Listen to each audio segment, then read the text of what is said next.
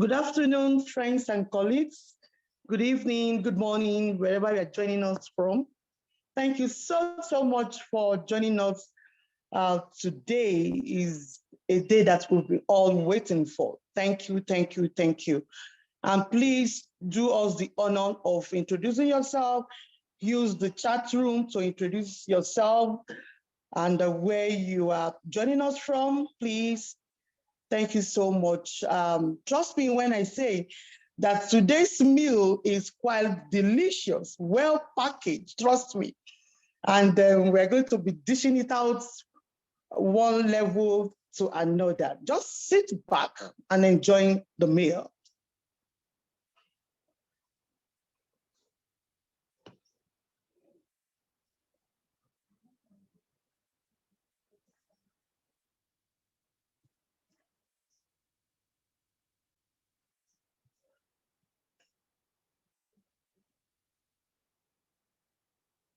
So the time is 3 minutes past 4. And I think we'll just give 2 more minutes to our colleagues around the world to join us. Thank you. I can see some thumbs up from Nigeria. Thank you, Mrs. Catherine Ojo. Thank you. I call her Mama Pediatrics. So thank you so much. People from India, colleagues from India, thank you so much. So we are just going to give 2 more minutes to allow colleagues to join us, and we start at once. Once again, thank you for joining this webinar. Remember, the theme is Our Nurses, Our Future, Scope of Pediatric Surgical Nursing. This is done in commemoration of 2023 International Nurses Day. Thank you for joining us.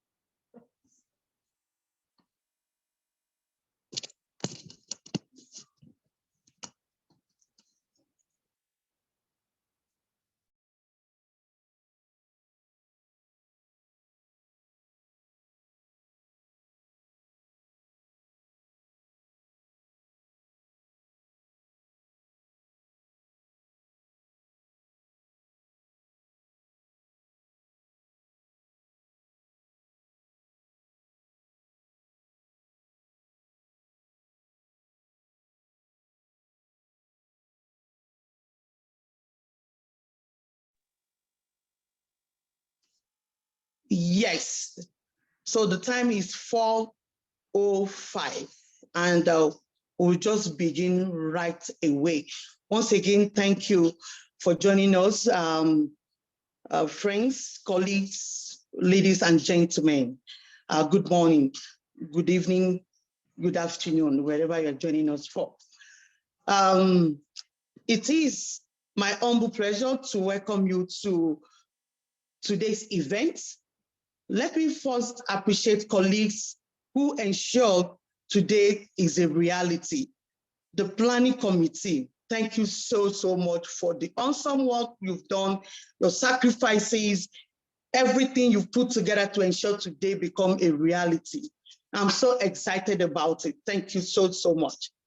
And I want to say thank you to Dr. Amanda, who is actually representing the WHO Chief Nursing Officer from Geneva, and someone who I also appreciate a lot, the chairman of Global Initiative for Children's Surgery, Dr. Deruk, is in the house.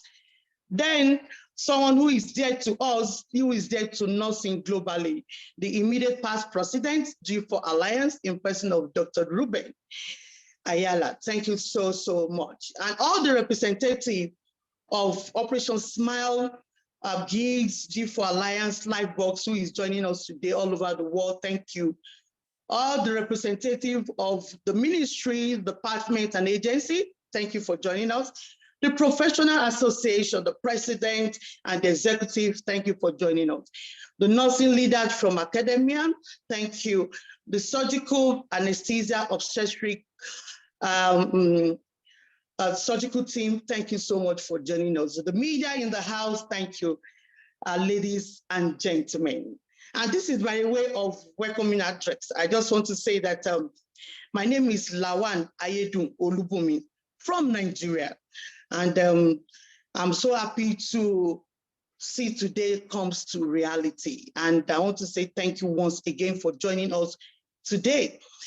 Distinguished friends and colleagues around the world, I am pleased to say this is the first tripod nursing event set up to communicate and foster our commitment to global surgery. This event is timely, and why did I say so? As the WHO Global Strategic Direction for Nursing and Midwifery, the just concluded World Health Assembly's 76 outcome, the Emergency Critical and Obstetric Resolution, the WHO Nursing and Midwifery Global Community of Practice. All of these strategies and the policy actually provide a rare avenue for nurses to address global surgical challenges. And once again, I say thank you to all organizations who has ensured today comes to reality. I want to say thank you to Global Initiative for Children's Surgery. I want to say big thank you to Operation Smile, the leadership. And I want to say thank you to Lifebox, thank you to Kiel, thank you for all you have been doing. Spina Bifida, thank you so much. So moving ahead, I also quickly want to say, we must all enable nurses in surgical space and global health to fulfill their potential and seize every opportunity to improve education, jobs, leadership, service delivery, research, and collaboration. And that is why we are here today, collaborating all over the world. Again, the saying going is a global village. The objective of today's webinar is one, to build a better network that amplified the contribution of nurses in surgical care, learn contemporary issues and advocate for nursing inclusion in global, regional, and national surgical policies. Friends and colleagues, I want to say that we plan to use today to create a pathway for a new relationship, partnership among nurses, stakeholders, and organizations around the world. Consequently, position nursing as a vital component of eco-resolution framework. This will boost the needed investment in nursing and fuel imminent economic growth and career prosperity. We all need to survive, thrive, and of course, transform.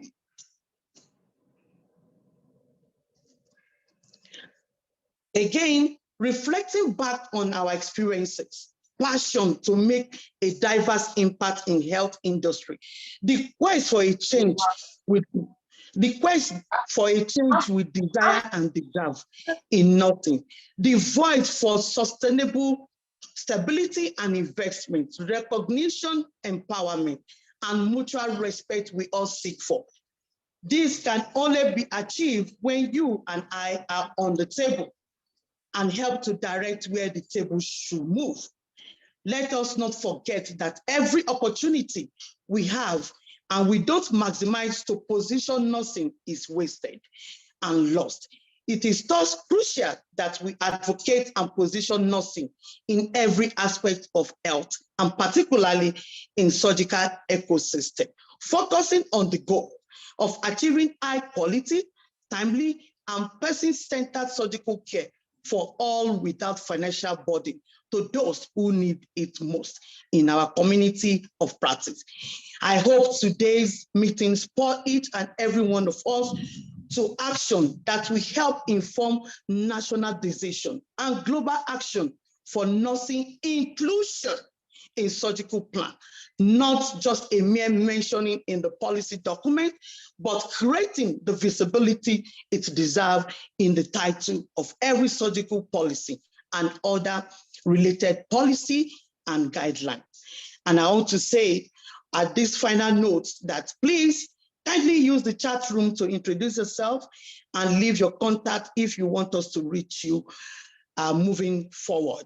The Q&A section is there for answering and your comments.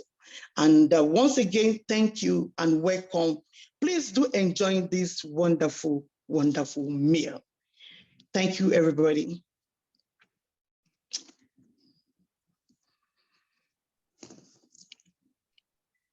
So right now, the second section of the segment is actually the opening ceremony, where we expect our partners, our friends and colleagues from organization who has really worked very hard to make today a reality.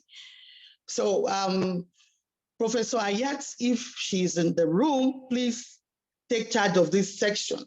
Over to you, Professor Ayat. Good evening, Ma'abumi. Good evening, Natalie. Good evening, everybody. Good evening because of Nigeria, but good morning, good afternoon, good evening for everybody join us from anywhere they are in our country, and we are welcome everybody from India, Ghana, and Nigeria, US, and everywhere. You are most welcome to our conference today, or this is a session. I hope that some of my students here, postgraduate, everybody here, I'm so happy to be with you today. So our own today, we have, this is the first session. The first session, it will be opening session, opening ceremony. We have already Dr. Olubumi, she is already making her a presentation, and now we have, just give me a minute, okay, sorry. I have to share some screen here to tell us who are here. Okay, sorry. I'm so sorry because I'm expected Natalie, she will present, she will, okay, sorry, here, sorry. Okay, only 1 minute, please. I believe next on the agenda will be Anne Campbell from Operation Smile, and you can go ahead and share your screen. Yeah, no, it is here. It is here. Sorry, screen. This is the one that I want. Share here. Okay, this is the one. We are welcome everybody here. Sorry, because I'm not expected that I will share. Okay. So this is our nursing here. The first session here. It's the opening ceremony. I hope they are. Did you see the screen, please? Yeah. Okay, so the good one message, we have a lot of people there here. They are really anxious, and they are highly enthusiastic from nursing profession and from non-governmental organization and the international organization. We have from Operation Smile, we have Dr. Anne Campbell, and we have from G4 Alliance, we have Natalie Shenman, and we have from GICS, we have nursing professor, this is Vinisa Ravandaran, and the WHO Office of the Chief Nursing Officer, Dr. Amanda Fan, and from GICS, broad chairman remark for this Dr. Drog Ozidis. Okay, so we are start now with the Operation Smile. Anne Campbell, it is the floor for you, please. Thank you so much. Bear with me while I share my screen. Thank you, Bumi, for setting such a beautiful table and actually inviting all of us to that table. I think that becomes, can everyone see my screen? Yeah. Okay, beautiful. Again, I'd like to preface this with prettier pictures than just staring at me. Good morning, afternoon, evening to everyone. I am Anne Campbell.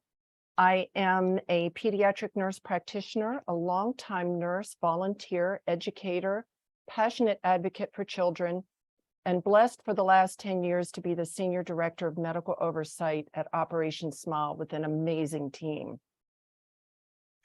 And it is with great humility that I come today representing over 1,500 Operation Smile nurse volunteers who provide safe quality care to cleft patients and families in 36 countries each and every day. Operation Smile recently celebrated our 40th anniversary, and it was so exciting to look back and see the tremendous growth in these countries and celebrate the growing, comprehensive, and well-timed care offered by talented local workforce with the support of our global team. We all know, those of us on this meeting, that as nurses, we are the holistic hearts and hands that advocate for safe quality care for all mothers, children, and families that they should expect and be provided. Nursing is our largest volunteer workforce. It is the tireless dedication of our nurse leaders, our teachers, and change makers that wear the multidisciplinary hats that nurses often do.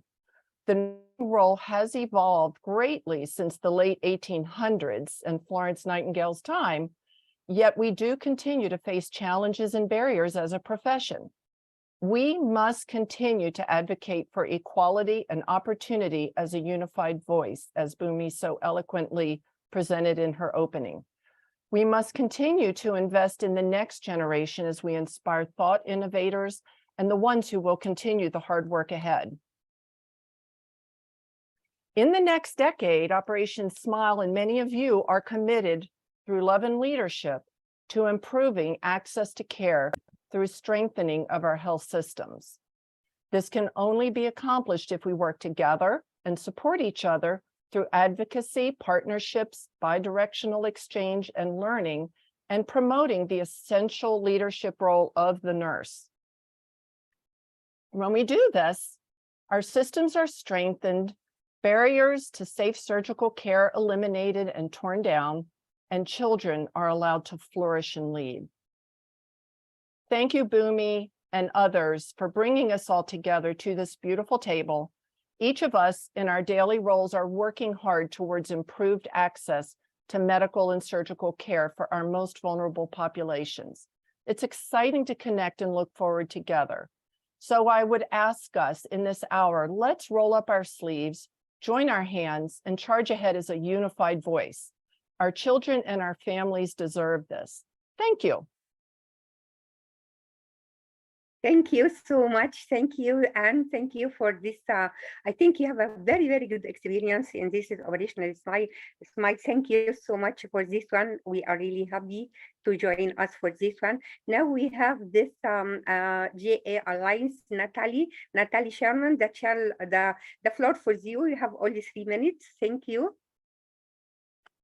Natalie, it's for you now, please. Wonderful. Thank you so much. Let me just very quickly share my screen. I only have one slide.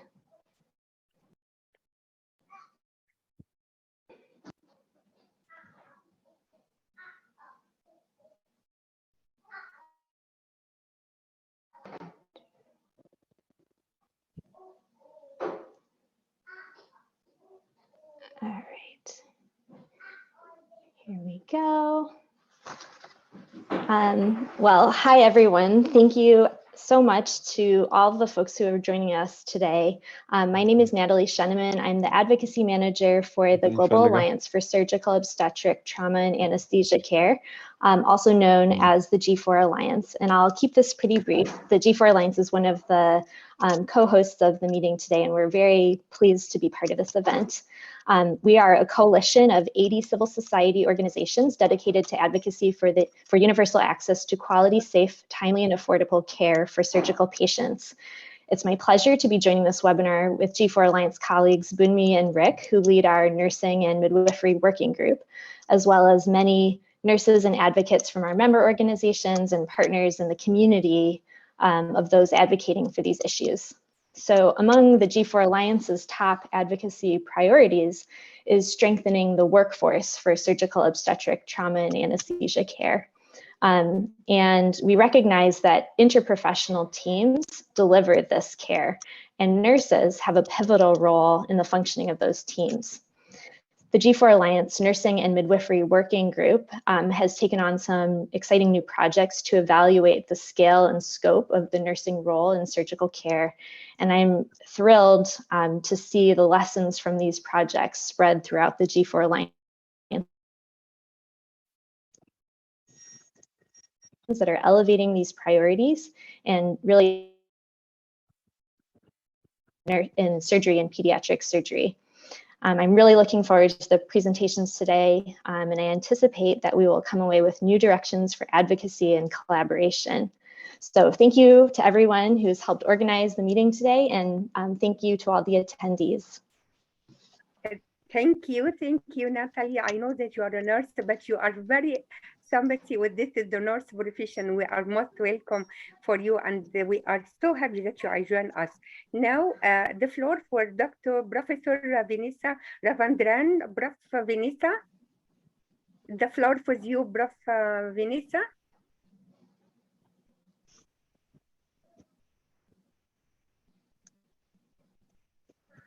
Okay. Prof. Vanessa, yes, you are most welcome. Hi. Yeah, I was just waiting for the slide. Yeah. Stopped. Hello, everyone. I'm Vanita Ravindran. Give me a minute to share my slide. Yeah, you are.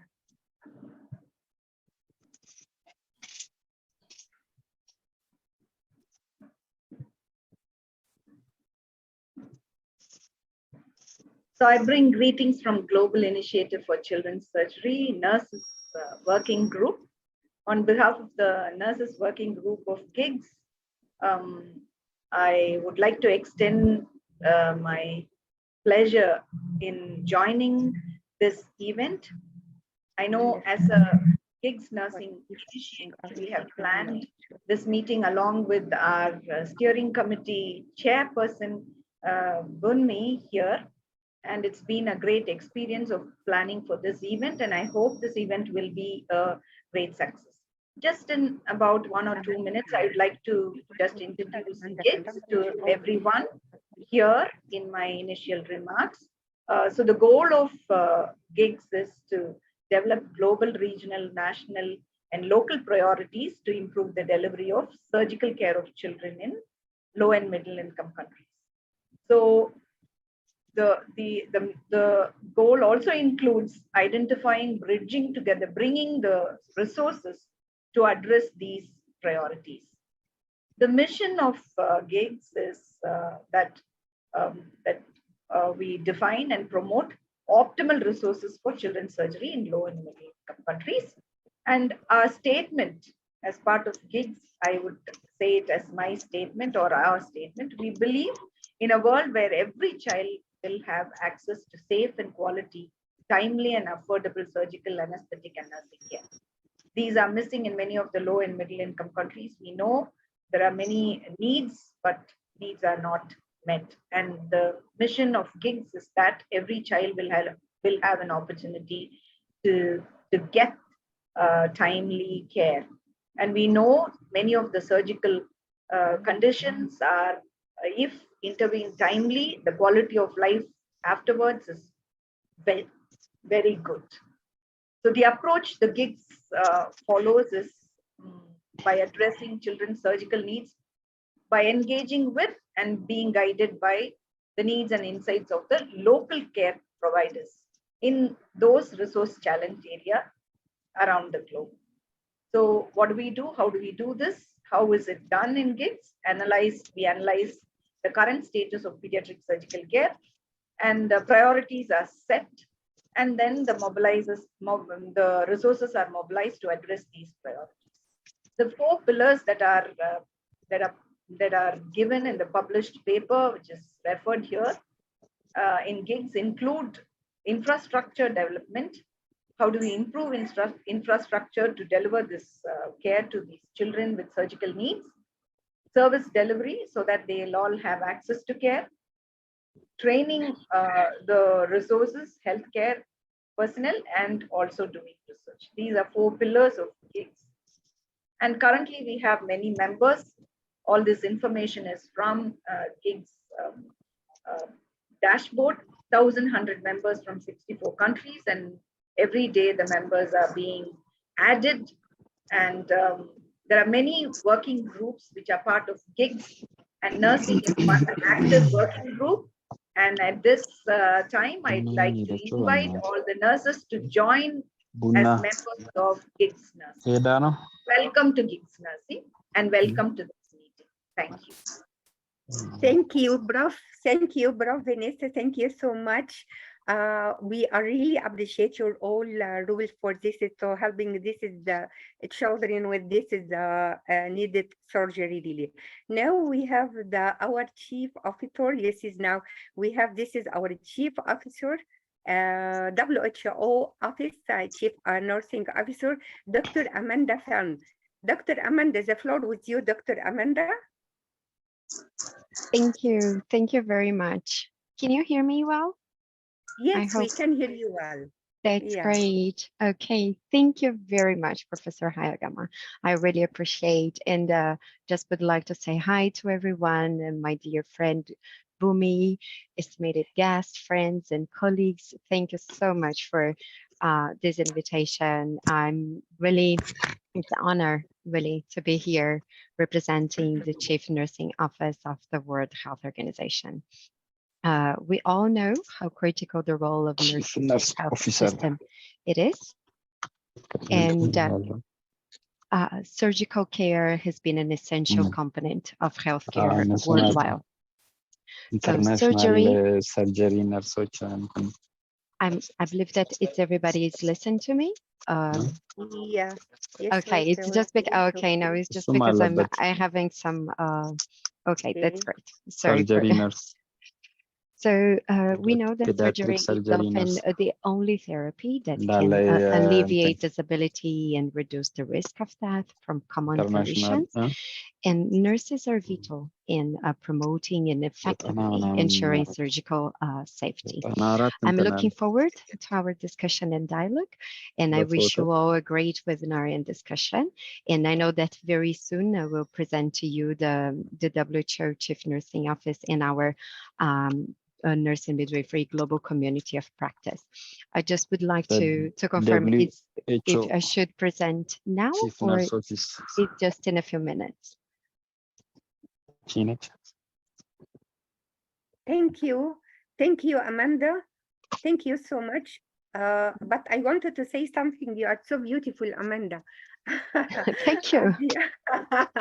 Thank you very much. I appreciate it. Most welcome. No, you see, our nurses, and we have to appreciate the beauty. Okay, thank you so much for your brief presentation, and we are looking forward to hear from you again. Now we have our GICS Broad Chairman remark, Dr. Drook. Okay, Dr. Drook, your turn, sir. So you have to start. The floor with you, sir. Okay, thank you so much. Can you, are you able to hear me? Yeah. You can hear me okay? Yes, sir. Okay, thank you so much. I'm just going to share a screen and just give me a moment if you could. And you're able to see my screen okay? Yes, sir. We can see it, sir. You are welcome. Well, thank you so much. If there's any issue with hearing or seeing me, sorry, I'm on two screens. I'm really honored to be part of this delicious menu, as Budmi has said, that's been put together for today. And it's nice to see old friends and meet new ones and to commemorate International Nurses Day. I'm I'm the chair of the Global Initiative for Children's Surgery. I really appreciate the introduction that Professor Vanita already gave a little bit to GICS, and Professor Vanita, thank you for working with Bunmi and the Nursing Working Group and all you do for GICS. I'm a pediatric general surgeon. I'm director also of our center here at the University of California, San Francisco, which is called the Center for Health Equity in Surgery and Anesthesia, or CHESA. And so I wear kind of several hats in that role. And maybe my first point for the day is just as a physician and surgeon, I just have an endless amount of gratitude for all the nurses who essentially helped me tie my shoes and show me the way very early in my medical training and continue to show me the way. And so I have a lot of gratitude to all the nurses that I work with every day, both in these roles, but also in my clinical role. And I have a very strong bias because I'm married to a nurse and a nurse practitioner. So my love for nurses runs very, very deep. I wanted to turn this session just a little bit back to what's essentially happening on the front lines of healthcare. And I'm just going to reflect on two patients who over my career have had a lot of impact on me. And they're from very different settings. The picture that you see on the left is the picture of the waist of a very young woman who we took care of in Uganda with the Uganda pediatric surgical team. I've been working with colleagues in Uganda for almost 2 decades, supporting anesthesia and surgical workforce development and delivery. And we were on a pediatric surgical outreach, and a woman came to one of our outreach camps. She'd had a colostomy for her whole life. This is her back that you're looking at here. And what you can't really appreciate in the picture is that these are essentially indentations from waste marks, waste rags that were used around her waist to collect the stool from a colostomy that she had placed when she was just a baby for an anal rectal malformation. And she really hadn't received a lot of counseling to know that this was something correctable, something that could have been taken care of really in her first year of life. But instead, she lived her whole life with this stoma up until the time when really she wanted to get married. And she presented to this rural camp to have surgery. And eventually she was able to have surgery and return to her home to get married and to have children. But that was an operation that could have happened almost 2 decades prior, and she missed school and a lot of opportunities in life. Nurses were critical to the care of this patient, to getting her into healthcare and then to helping her get back into the community. On the right side of the screen is a patient I took care of actually here in San Francisco in California, a young man named Carlos.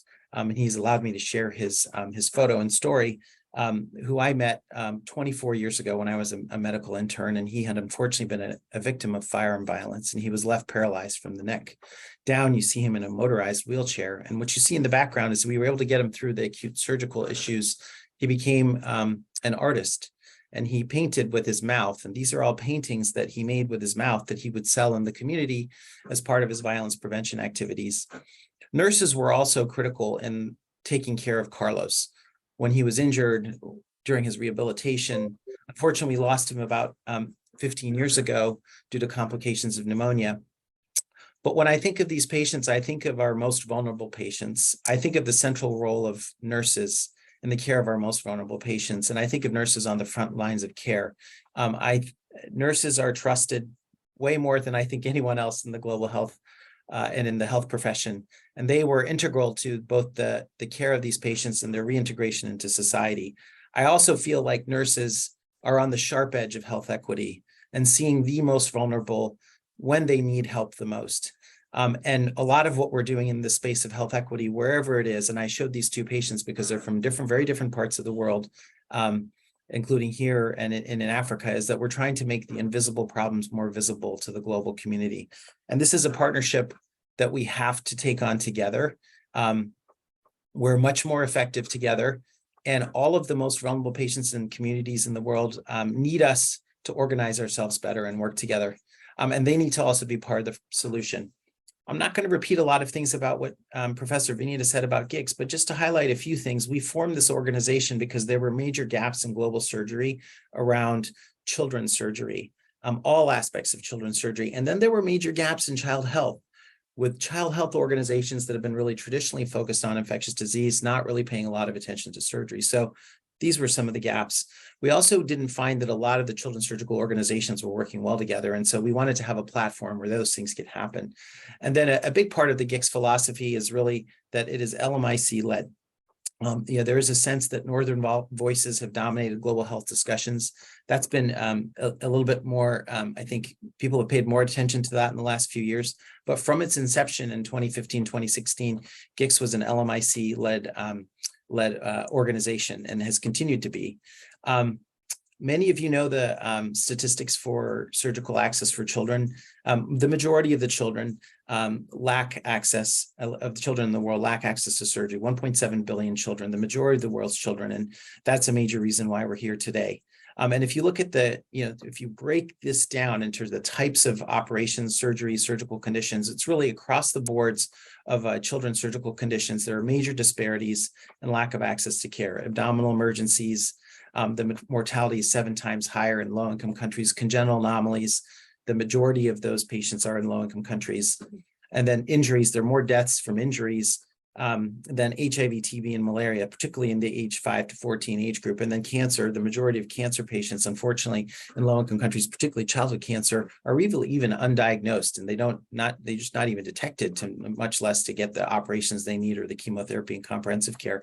Nurses are a central part of taking care of all of these conditions, and we depend on nurses and our collaboration with nurses to be able to actually change this reality for children all around the world. GICS, I mentioned we had a first meeting in London. We've had a number of subsequent meetings in 2016, 17, 18, and half of our organization is LMIC led. I know there's going to be some discussion on conference equity later, but GICS has really been practicing conference equity from its inception, with the majority of the conference attendees have ensured to be LMIC participants through a lot of travel stipends that we've been able to provide. And I'm actually very proud of that as an organization, that we've been able to do that. Our last meeting was in Joburg right before the pandemic, and our next one, which you're very welcome to, is in Manila in 2024. Benita spoke a little bit about the GICS Nursing Working Group, and Bunmi, thank you so much for your tireless efforts, and everyone else who's in that working group. These are a few of the things that the group has been working on. There are many more. There's so much more to do. There's so much more that we need to do together. I encourage everyone who's on the webinar who's interested in contributing to nursing to either joining this working group or some of the other working groups and committees in GICS, which I'll kind of get to, but really have worked on everything from wound care and family counseling for surgical conditions to talking about developing a curriculum and really how to integrate nursing training into some of the other things that are being done in GICS. Professor Vinita also mentioned the optimal resources for children's surgery guidelines. If you're on the webinar and you haven't had a chance to look at this, this is something that was published a few years ago. And really what it is it's a roadmap to develop children's surgery all the way from the level of the community, all the way up to the tertiary hospital and the National Children's Hospital, which is something that GICS members from all around the world felt like every country should have a children's hospital. That was something that really hadn't been proposed previously. And when you look at this document a little bit more closely, what it really lists out and identifies is what's the workforce, what's the skills, what are the packages of care that are necessary at different levels of the healthcare system, again, all the way from the community up to the tertiary level. And many groups have used this as a roadmap to try to identify their gaps and then the resources needed to fill those gaps. So we're in the process of actually revising this document, and we will need a lot of nursing input to make sure that we're including the right packages of care and the right skill sets so that we can advocate for more resources for nursing care as packages of these care and as part of the workforce. I'm going to give you a couple examples of a few different initiatives and programs. I mentioned to you that I've been working with colleagues in Uganda for many years. One of my colleagues, unfortunately lost last year, Dr. Martin Satuma in Western Uganda, who worked in Mbarara and took pediatric surgery out to the community. He was a champion for children. He also was a real interprofessional champion and role model, and he developed an amazing team around him, led by a nurse, Crispus, and his fellow and the rest of his ward team and OR team. And one of the amazing things he did for gastroschisis, a congenital condition for which there's a very high mortality, approaching 100% in a lot of places, he dropped that mortality by 50% by creating an interprofessional protocol, nurse-led in many ways, to transform the care for this condition with zero resources, zero grant dollars, and it really redefining what was possible in that setting. The other thing that our colleagues in Uganda have done is have done a lot of frontline education for nurse anesthetists, surgeons, doctors, and nurses in rural areas for children's surgery emergencies. This is a course that's being scaled up locally. There are similar other courses that are being run through GICS through a partnership with Valor and other places, but nurses are a key part of this frontline upskilling of providers. I don't need to tell anyone on this call that when I show up on a ward, on a crowded ward, happens to be a ward in Uganda or anyone else, the first person I ask about what we need to do for the day is the nurse. They know what's happening at the bedside. They can pick out from these kids which ones need surgery and which ones don't, and which ones we're worried about. The other thing we've been doing in GICS through our congenital anomalies group led by Professor Banu from Bangladesh, who is the next GICS president and has really done a lot to advance the care of congenital anomalies, is trying to identify these kids in the community who are in need of surgical attention, to give them frontline counseling, to make sure they get referred, to ensure that families hear directly from a healthcare provider that these are survivable conditions. All of the things that you see in this chart, which is a chart that's used in India, in the community, these are all conditions that can be identified just through visual inspection. So there is some very low-hanging fruit, and nurses and frontline healthcare providers are at the front line of this, helping us to roll some of these things out. We are also in the age, as I said, of decolonizing global health, and as I like to think of it, having equitable relationships between high and low income countries and all groups. And I think our everything that we do in nursing and in the workforce has to be with that mindset, with an equitable mindset. How can you get involved in GICS? You can become a member. You can get involved in the different committees. There's a lot of materials that we can share. You can use them. You can add to them. We would love to have you to participate as teachers and experts. You're welcome to also spread the word about GICS in your own communities. You can basically waive any membership fees that are of any hardship to you. We also have trainee and student ways of getting involved. All of this is on our website, and we have a next meeting coming up in the Philippines in February, to which you're very welcome. I also just wanted to say in our academic centers, there's a lot more that we need to do to advance global nursing and the role of the nurse in advancing health equity.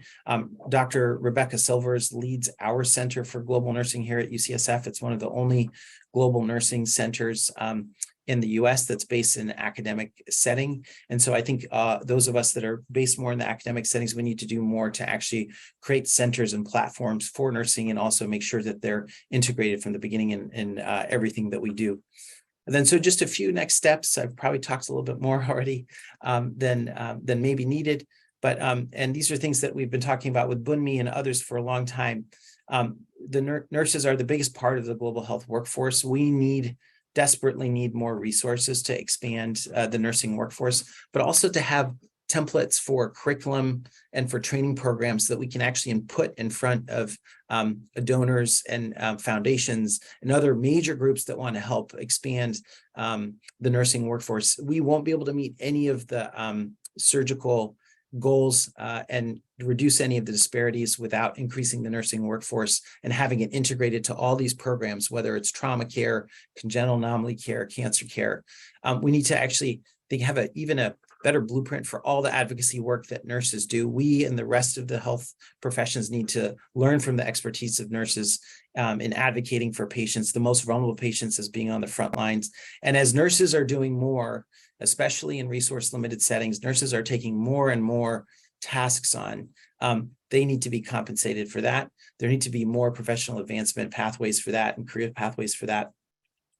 It's not okay to just have to do more because you're working in a place that may not have all the resources that another place has. And so we have to have more equity around that. And then I think we just need to listen and follow better, I think, as physicians and surgeons, rather than being too focused on maybe our silos. And so I think those are a few things that we've talked about and that we can do more. But again, it's a real honor to be joining you all today. And thank you for allowing me to be with you. Thank you, Dr. Brock. I really appreciate your thoughts and your attitude towards the nurses. I hope that all the doctors, they are hearing what you are really believed in nurses, and as you said, nurses, they are no more than they are do. Thank you so much for your great talk, and thank you for all the effort, and you are welcome in our This is the Nurses Planet. Thank you so much. Now we are reached to the end of our first session, and now we can move to the second session. I think, Natalie, you can take the floor for you. Now you can, because we have to start the second session. Okay, thank you so much. I'm so happy to join you at this time, and I hope that you are also enjoy the second session. It is a technical session, and I think that you are enjoy a lot of talk and speech, scientific speech from the other speaker. Thank you so much. I'm so happy to with you now. I hand over to Natalie. It's for you, Natalie. Thank you so much.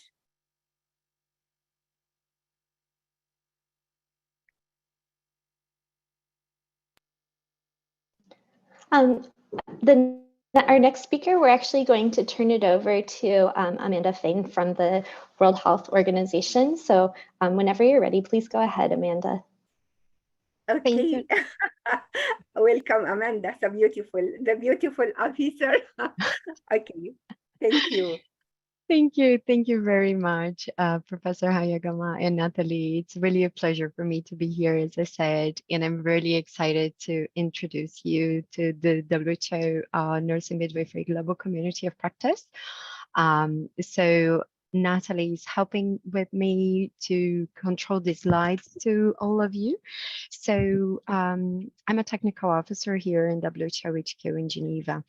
And I had the pleasure to meet Bomi a couple of months ago during the WHO, the 76th World Health Assembly. And I can see like also here among participants, a few colleagues and friends that make me feel very welcome here. So thank you very much. So the Office of the Chief Nurse is actually, it was established in WHO in 2018. Okay, and our role and our aim is to strengthen future health system, the global program of work of the WHO, which is the GPW 13, and of course the sustainable development goals by raising the profile, scaling up, and connecting nurse and midwifery global. So Natalie, the next slide, please. So here is just a quickly introduction about what is a little bit the role and what do we do here. So we have, like, as you can see in the middle, the CNO HQ, and our relationship, it's always between external, we have internal and external partners. And as we work here as a secretariat of our member states. So since 2021, the WHO, we have the strategic directions on nurse and midwifery that it was established and approved by member states in 2001 until 2021 until 2025, I'm sorry. And what I'm going to discuss and to introduce and of course invite you to join us is our nurse and midwifery global community of practice, as you can see at the bottom of this slide. So next slide, please. So this is the Nurse and Midwifery Global Community of Practice. And WHO, we established this community which is a virtual platform, and we are trying to use an innovative way to communicate. We all, as a human being, we have a different way to communicate with each other, and we increase a lot the way that we share experience, the way that we use our mobile phones recently, especially during COVID, everything became more virtually. So we try to use and look into the chains of the way that we are as a community we are living, and we're trying to use this more innovative ways to communicate and encourage nurses, midwives, and of course champions to join this community of practice. And this is what this is for. This is basically, it's a network to share experiences in identifying policies and actions to strengthen nursing and midwifery. So this is this mechanism, this tool that we created. We aimed to create a network to bring together nurses and midwives where they can share information, knowledge, they can share the experience, they can, and of course, we also host here like live webinars, debates, different dialogues, and masterclass. We are also starting a pilot for a mentorship group. We also engage young and youth, early career nurses and midwives.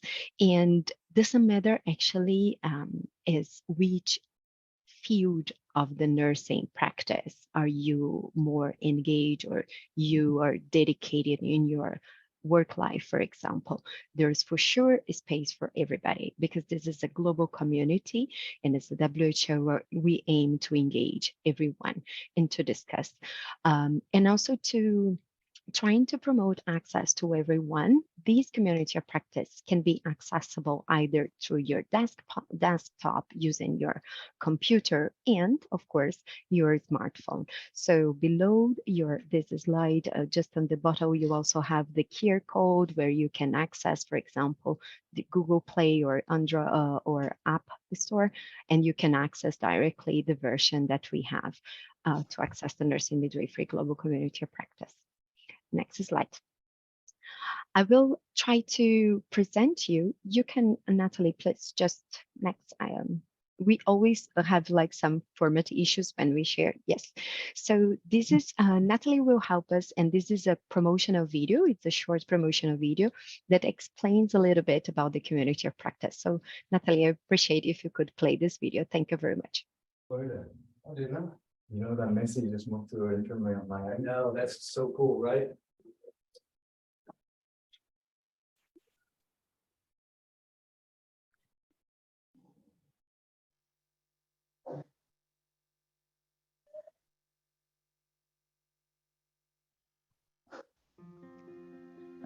We are professional nurses and midwives working all around the world.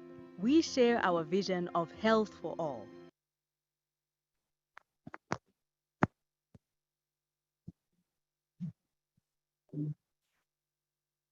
We have the potential to help, support, and inspire each other. Just talking with others with similar experiences really helps to find solutions to challenges we face. To be connected with colleagues in other countries allows us to discuss policy issues, share innovations, and grow partnerships that strengthen our profession. We have so many ideas. Sharing these with others gives us a way to work on future plans and grow our skills as leaders. When we come together, we become better able to serve our communities, improving health for all. Join the Nursing and Midwifery Global Community of Practice and be part of our worldwide family.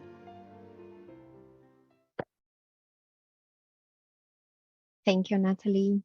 Yes, so this is a little bit a few numbers that we have since we launched the Nursing Midwifery Global Community of Practice. So we launched it's been a little bit more of a year and a half. So far, we have more than 1,000 members, most of our nurses, midwifery globally. So we have more than 180 countries that we have representatives from, a very good distribution in terms of regions, in terms of also economic countries and different levels, and also nurses and midwives with different roles.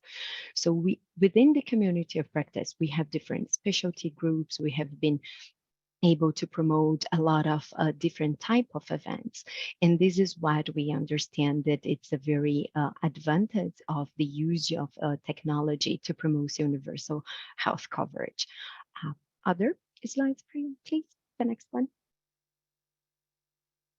So I will just briefly to show you a little bit. For example, if you Google the Nurse and Midwifery Global Community of Practice and you sign up, you can just another click. Yes, thanks, Natalie. So this is where you will sign up, and then this is basically your welcome page, and this is your landing page. So you can find some news, and then after you sign up, you will be able to access, of course, further resources. So to sign up of this community of practice, of course, it's for free. And on the top ribbon, and if you click one more click, Natalie, please, just yes. Thank you. So there you can see that we have a few options. We also, and this is what is the type of resources that we try to create, that we try to make available for everyone. As you can see in this in this screenshot, you can see that the interface, it's very similar with the social media interface. And we have the type of features that is kind of familiar and it's a very easy way to manipulate, virtually. So it's not an interface or a technical website that you need a particular type of skills. It's very simple. It's a kind of social media that we are very familiar using nowadays. So within this red square on the top, you can see that we have the people directory where you can find colleagues. So for example, I can, for Bumi, I can, if I don't know, for example, her or my colleague, Rebecca Servers, who is here, I can message her directly through the community of practice, for example, and we can create a forum and we can invite other colleagues to participate of this forum, for example. We have on the bottom right of your screen, you can see that you have like upcoming events. Those events are the events that here the office. Here, the office of the chief nurse. I'm not okay. The office of the chief nurse. I'm sorry. I think like there is some noise, but I hope you were all listening. Okay. So just in the bottom, you have the upcoming events. So if you click, for example, in the bottom, you can access, and then you will always have the link to register yourself, and of course further information. You can also have access to the tweets, to the Twitter from WHO, and find other colleagues. We have also inside a library where you can access like easily resources from WHO. So WHO guidelines, the WHO technical books or technical products that recently have been launched for the organization, either HQ or regional offices. You can also, as the ICN and ICM, International Council of Nurses, and the International Confederation of Midwives, they are huge partners, and we work very close. So we also try to promote and easily access of their resources. We have different groups. We have more than 16 groups according to different topics. We have a recent news.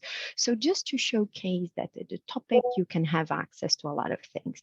And when as the strategic directions of nurse and midwifery is one of the main documents that we WHO produced recently to support policies in this regard, you can also access and discuss any topic related to this.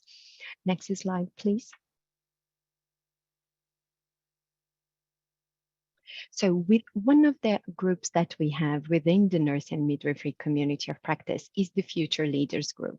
So this is a group that has been designed for nurses and midwives who are at the start of their nurse and midwifery careers, or also we also welcome, of course, nurse and midwifery students or those who had a break in their career and they are interested in refresh themselves, discuss about any topic. So this is the Future Leaders Group. We understand that we need to consolidate, and to engage this network abroad. Rebecca is our colleague who have been managing this group. And now recently we have Pilar Gonzalez. She's from Spain, and she will be also helping us. And here you can also have the QR code where you can easily access.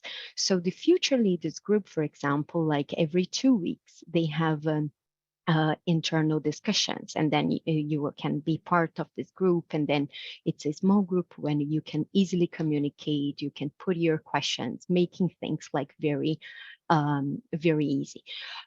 As we understand also that language, it's always a barrier that we need to overcome.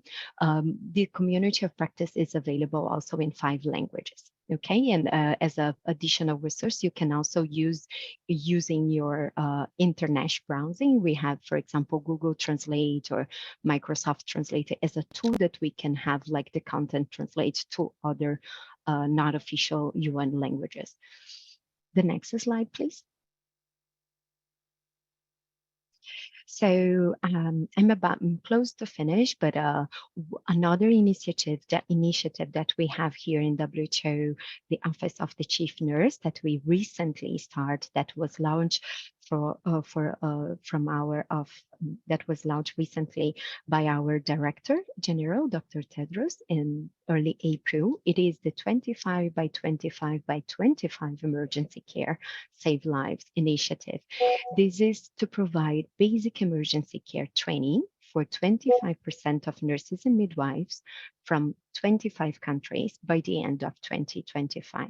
This is part of the 75th anniversary celebration of the WHO as well.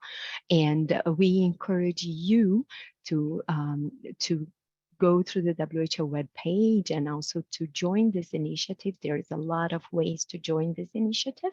And of course, you can find any detail within the Nursing Midwifery Global Community of Practice. Next, please.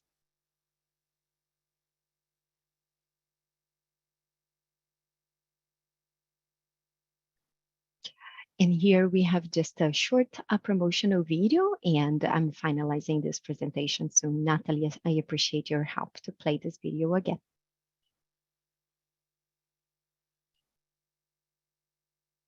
Thank you, Amanda. Okay, Natalie, it's for you, Natalie. Just a minute. Just a minute. Sorry, I missed this other video. Okay. Thank you so much, Amanda, for that in-depth spotlight on the opportunity we have on the platform of WHO CNO office. We are super grateful.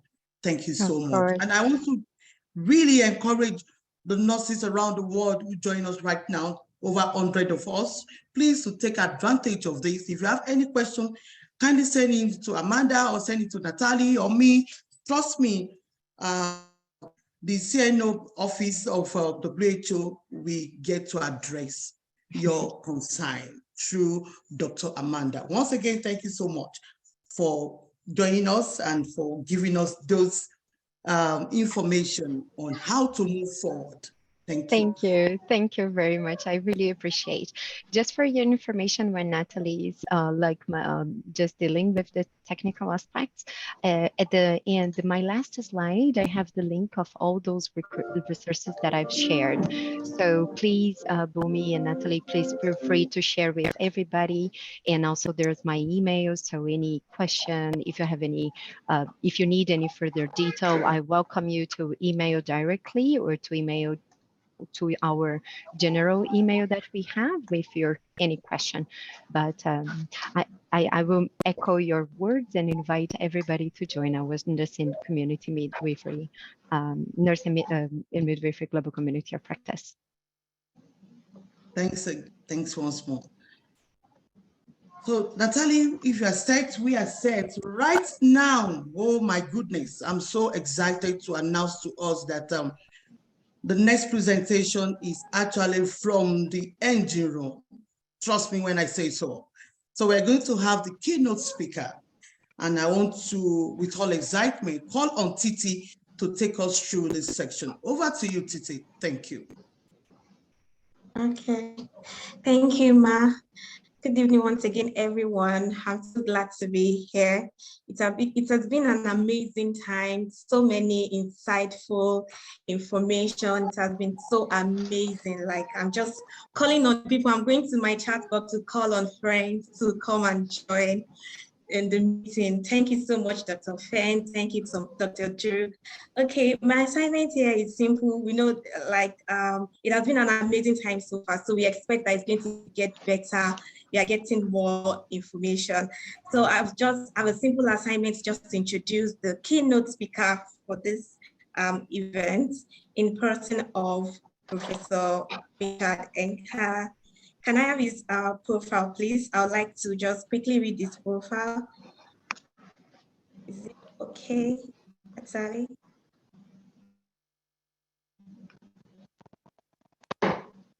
Just a minute, sorry about that.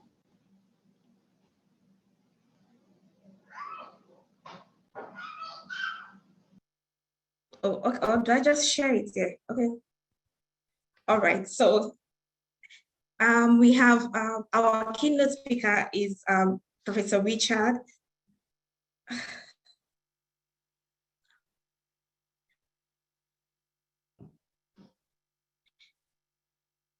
Sorry about that.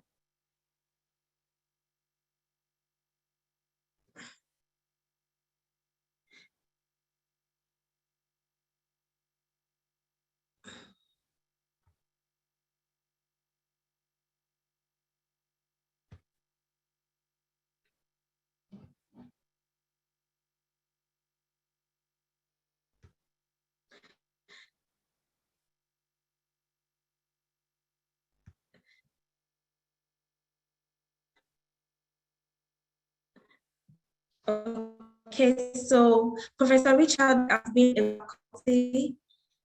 a faculty at the University of Pittsburgh School of Nursing University for over 30 years. And during this time, he has been a visiting professor at Aberdeen University in China, in Mindell University in Magog, and also Nakhon Phanom University in Thailand. So some other university in Japan too. So together with some doctoral students, he has collaborated with some doctoral students in University of Pittsburgh to collaborate with the Ministry of Health in Bhutan, Belize, and Cambodia to work on various projects, including workforce, standard of practice, infection prevention control, and education projects. Dr. Enghart's research at the University of Pittsburgh has focused on thermoregulation and genomics related to postoperative pain and malignant hypothermia. In addition, Dr. Enghart has worked as an advocate to improve access to anesthesia and surgical care at the American Association of Anesthesiology representative for global surgery. For Global Surgery, Obstetrics, Trauma, and Anesthesia Alliance, G4.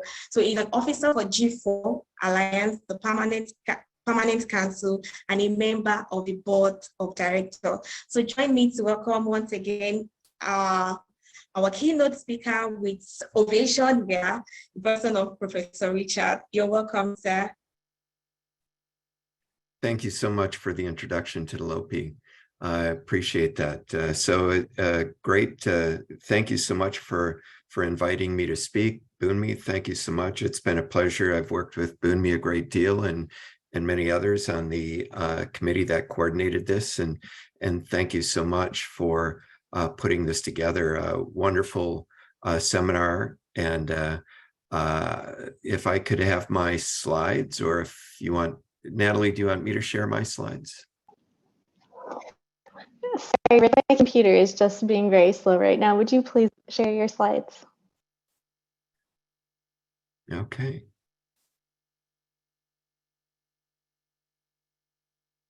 So today I'm going to go through, and many of you probably know a lot of this information already, but I think it's good to set the background. And as I go through, I found that over my time, and I started out by doing lots of mission work in Cambodia. And what I found is that no, we need to not only work just one patient at a time, but also work on the policy efforts related to this. And that's why I've become much more active in G4 Alliance as my career has developed. And so I think it's important that many of you know about the Lancet Commission report that came out in 2015 and the fact that we have 5 billion people that do not have access to affordable care, affordable surgical care and anesthesia. And we know that most of the cases that are done, most of the surgical cases that are done are in high-income countries, and there's a very low percent. So 6% of cases occur in the poorest countries in the world. And we know that they incur a great deal of debt. Resolution 68.15 came out 2015, and it mentions many of the things that we're trying to improve. And I think of those things that, you know, I look at 289,000 women die every year in childbirth. And I think we need to have better access to things like C-sections and neonatal resuscitation. And there's many other pieces on here. And I think we've worked on things such as workforce and infrastructure, and those are, and financing, and those are pieces that came out with this resolution, and also just metrics. So encouraging member states to go ahead and look at what is the access to surgical care, and then doing the metrics.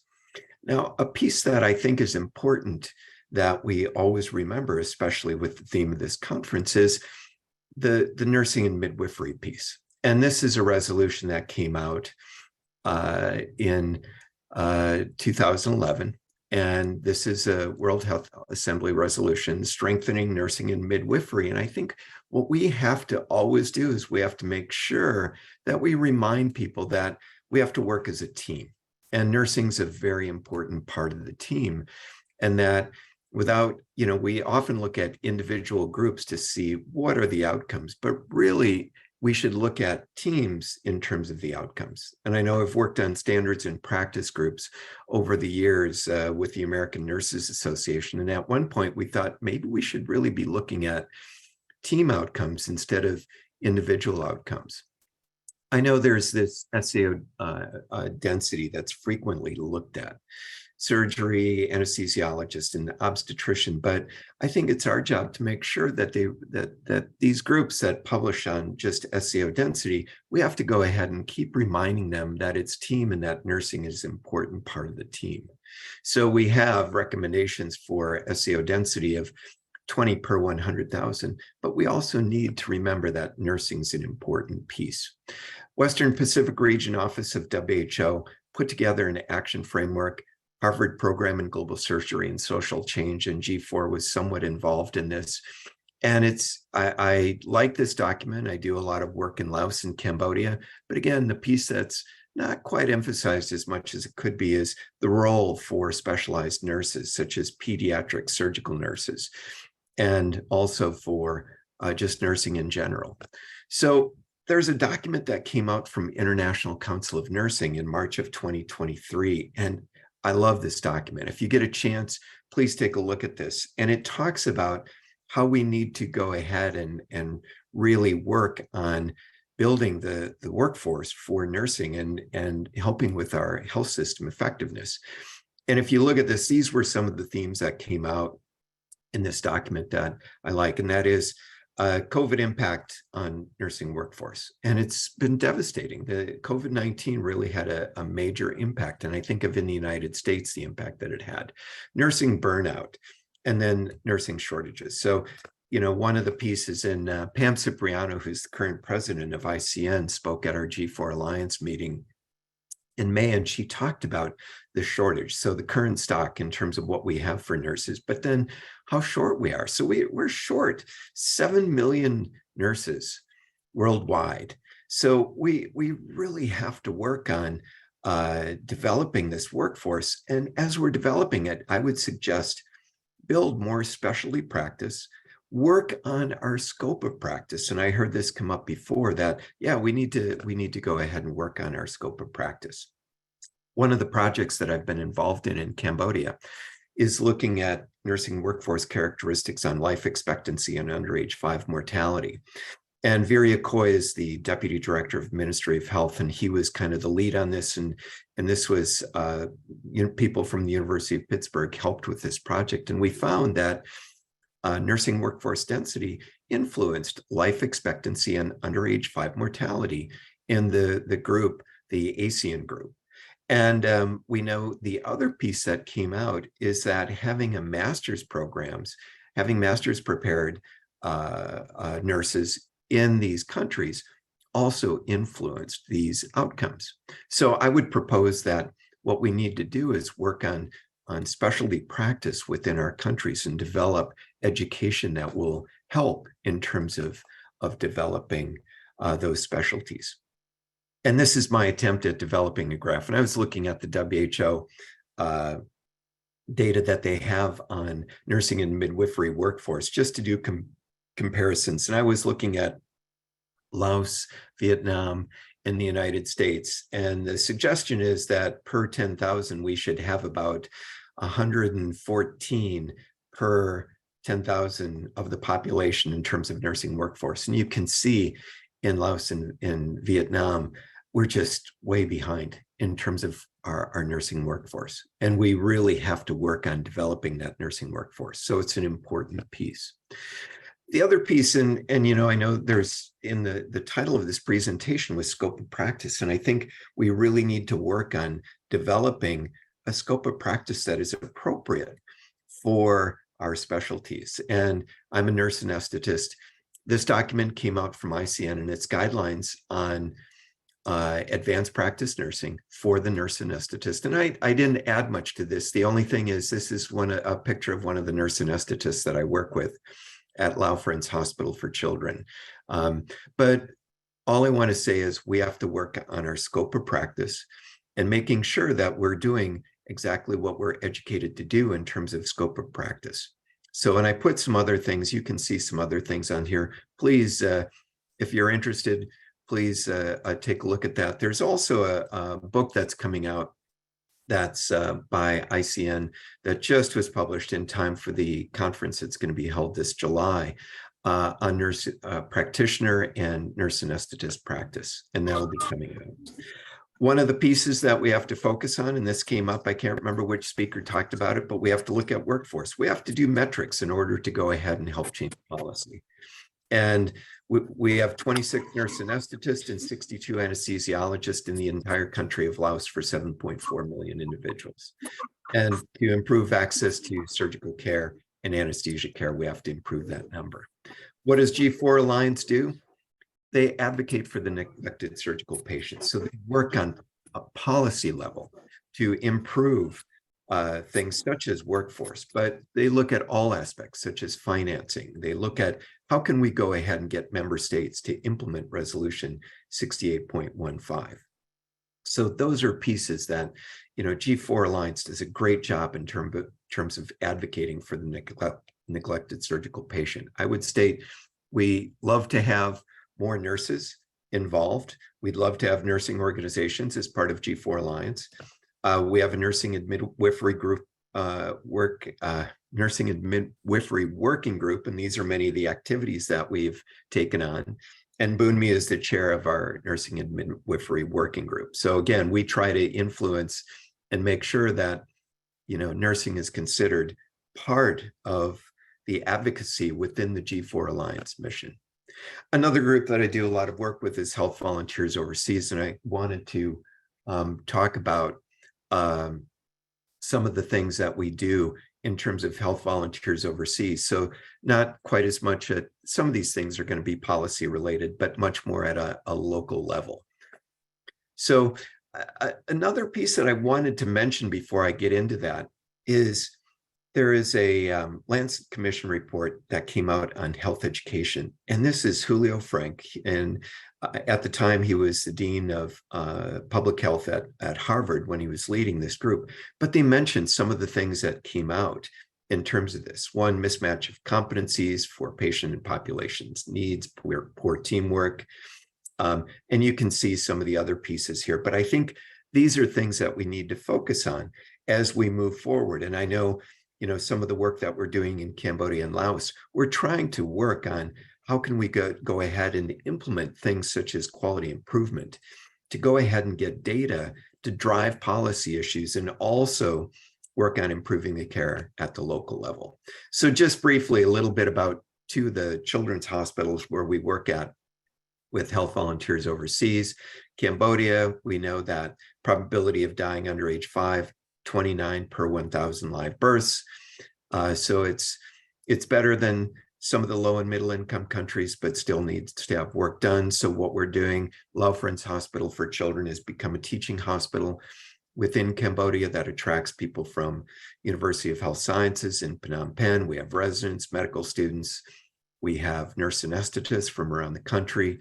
We've incorporated not only classroom teaching, but we do a great deal of simulation education.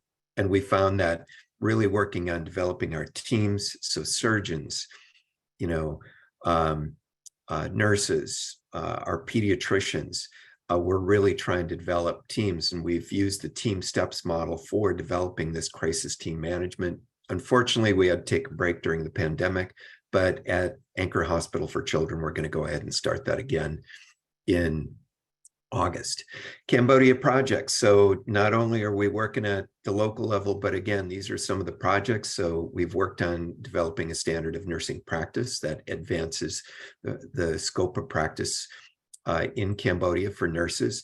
And these are just some of the other things we're working on. So education, curriculum, the nursing workforce density study.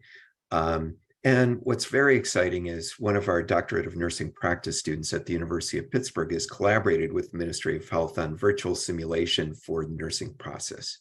And we've published one article, and we have a second article that should be coming out any day on this virtual simulation for nursing process in Cambodia.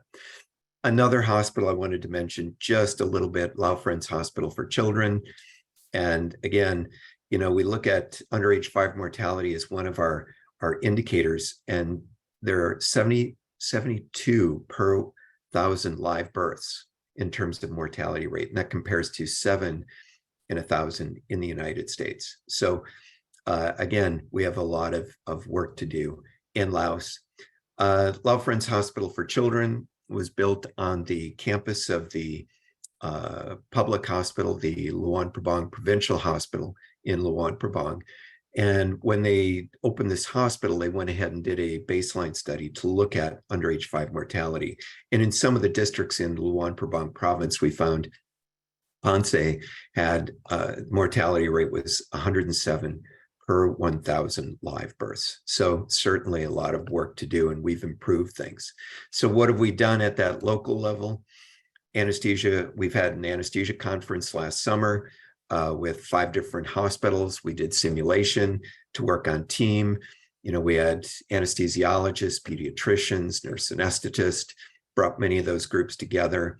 The other piece that we're working on is we're also trying to work on quality improvement. So we have a hand hygiene project study that G4 Alliance is involved in, and we're on our 3rd data collection cycle.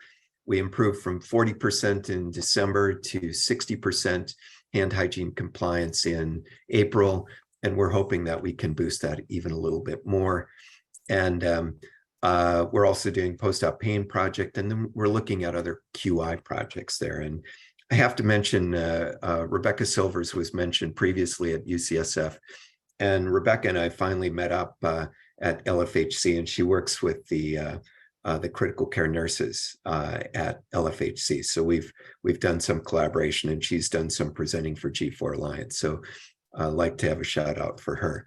So that's all I wanted to present. Again, thank you so much. It's great to be on this webinar, and just nicely done. So thank you so much for Boonmi and the group that's gone ahead and put this together. Yes, thank you so much, Dr. Heng.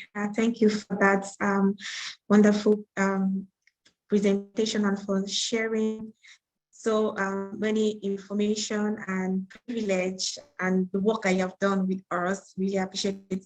So I don't know if there's any question. I saw a question in the comment box, but in the Q&A box, but I am not sure if this is supposed to be for you, but it came in while you're doing your presentation. This is from Monica Oda. She's saying that as a nurse, as a new nurse new to this conference information, what do you recommend as next steps of any involvement?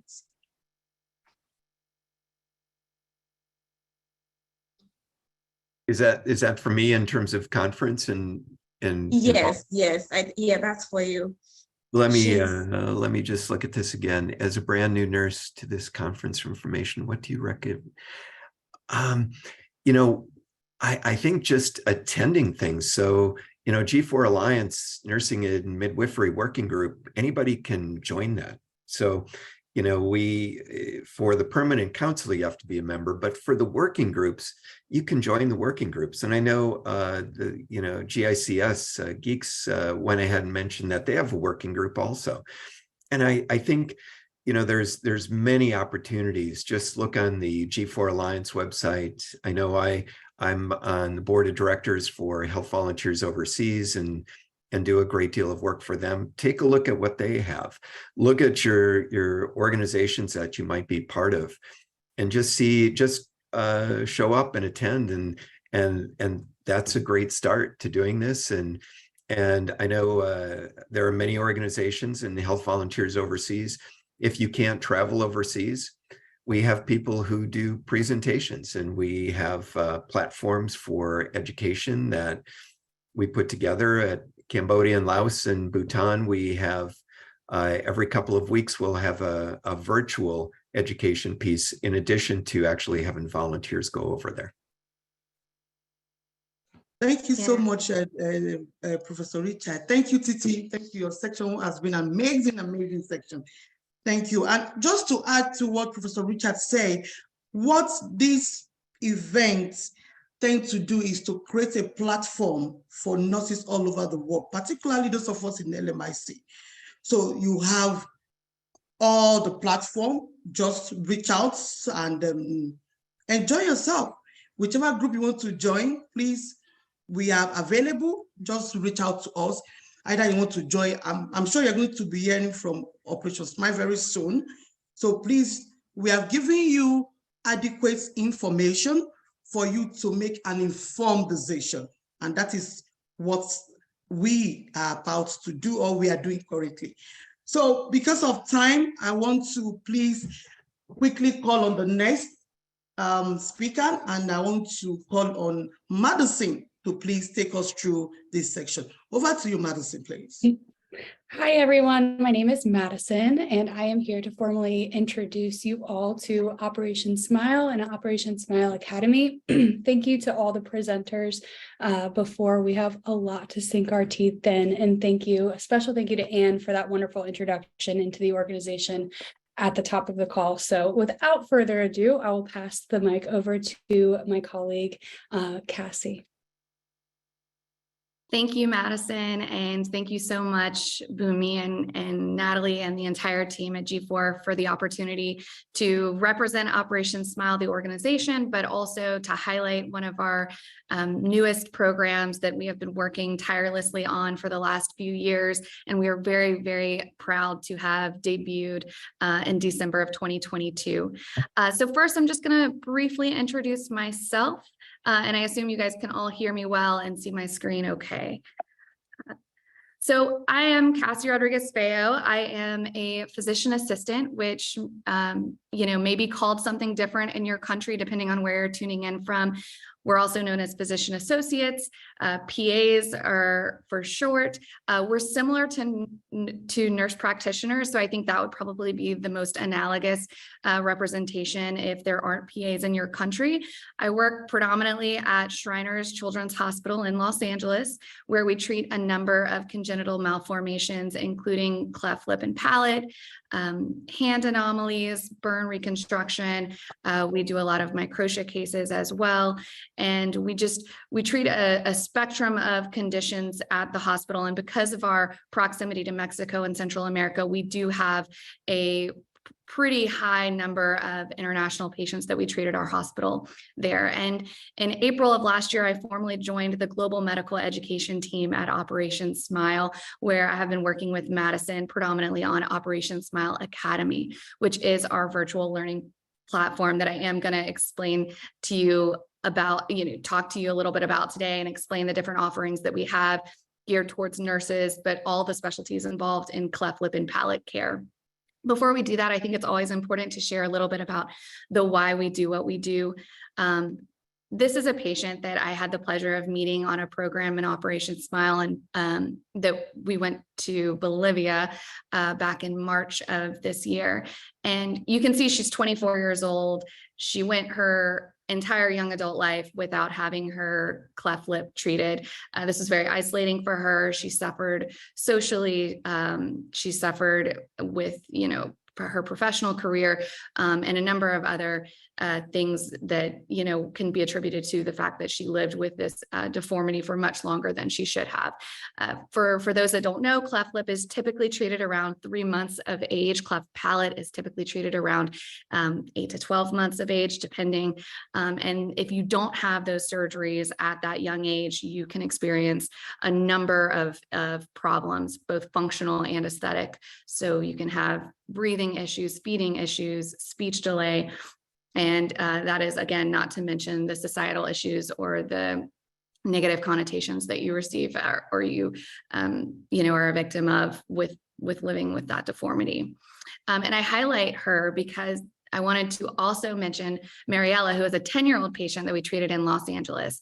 So the reason that I've picked these two patients, as you can see, both had delay in care. And I think a number of the speakers today have really presented on the need for providers, an increase in surgical workforce in low and middle income countries, and how pertinent that is to mitigating this delay in receiving timely cleft care or timely essential surgery. And again, this is a patient that we treated here in Los Angeles in the United States.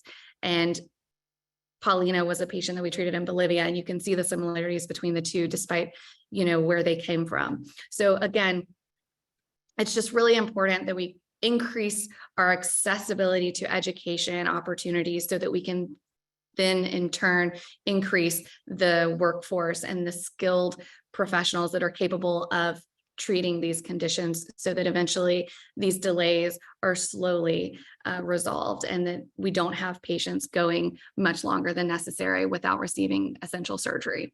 So Operation Smile Academy is one of the ways in which we're doing this. It's Operation Smile's very first virtual learning platform. And we're really excited to have launched this because it's not new to the organization that we've been doing educational programs. We've really focused on education for several years. The organization's been around for 40 plus years now, and education has always been at the heart of it. However, during the global pandemic, you might imagine in-person programs really stalled, and it put a pause on learning for that reason. We had considered leaning into online education before that. However, it did expedite our need. And so we founded Operation Smile Academy as sort of a centralization or one-stop shop for all the educational efforts being done at Operation Smile.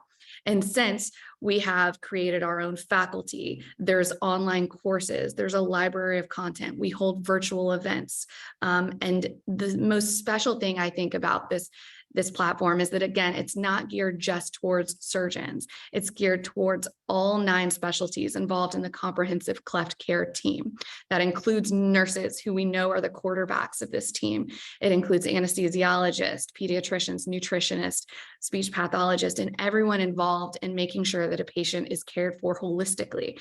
And so we have, again, a plethora of a repository of resources here. And I just want to really highlight that the ones that we have available to nurses specifically, but also this is a little bit of a call to action. There are so many wonderful panelists that we have today that we've heard from, that we will hear from. And, you know, we're constantly in search of educators who are both passionate and knowledgeable about treating conditions, and specifically pediatric surgery in low and middle income countries. So we will talk a little bit first about our library, which at present has about 72 lecture videos.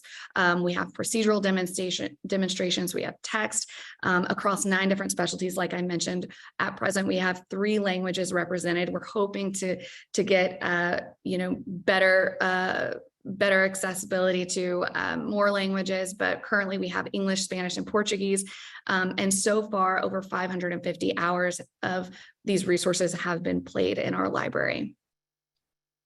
We host live events, which I mentioned. We've had 10, I think now 11 webinars, 3 of which have been international panels.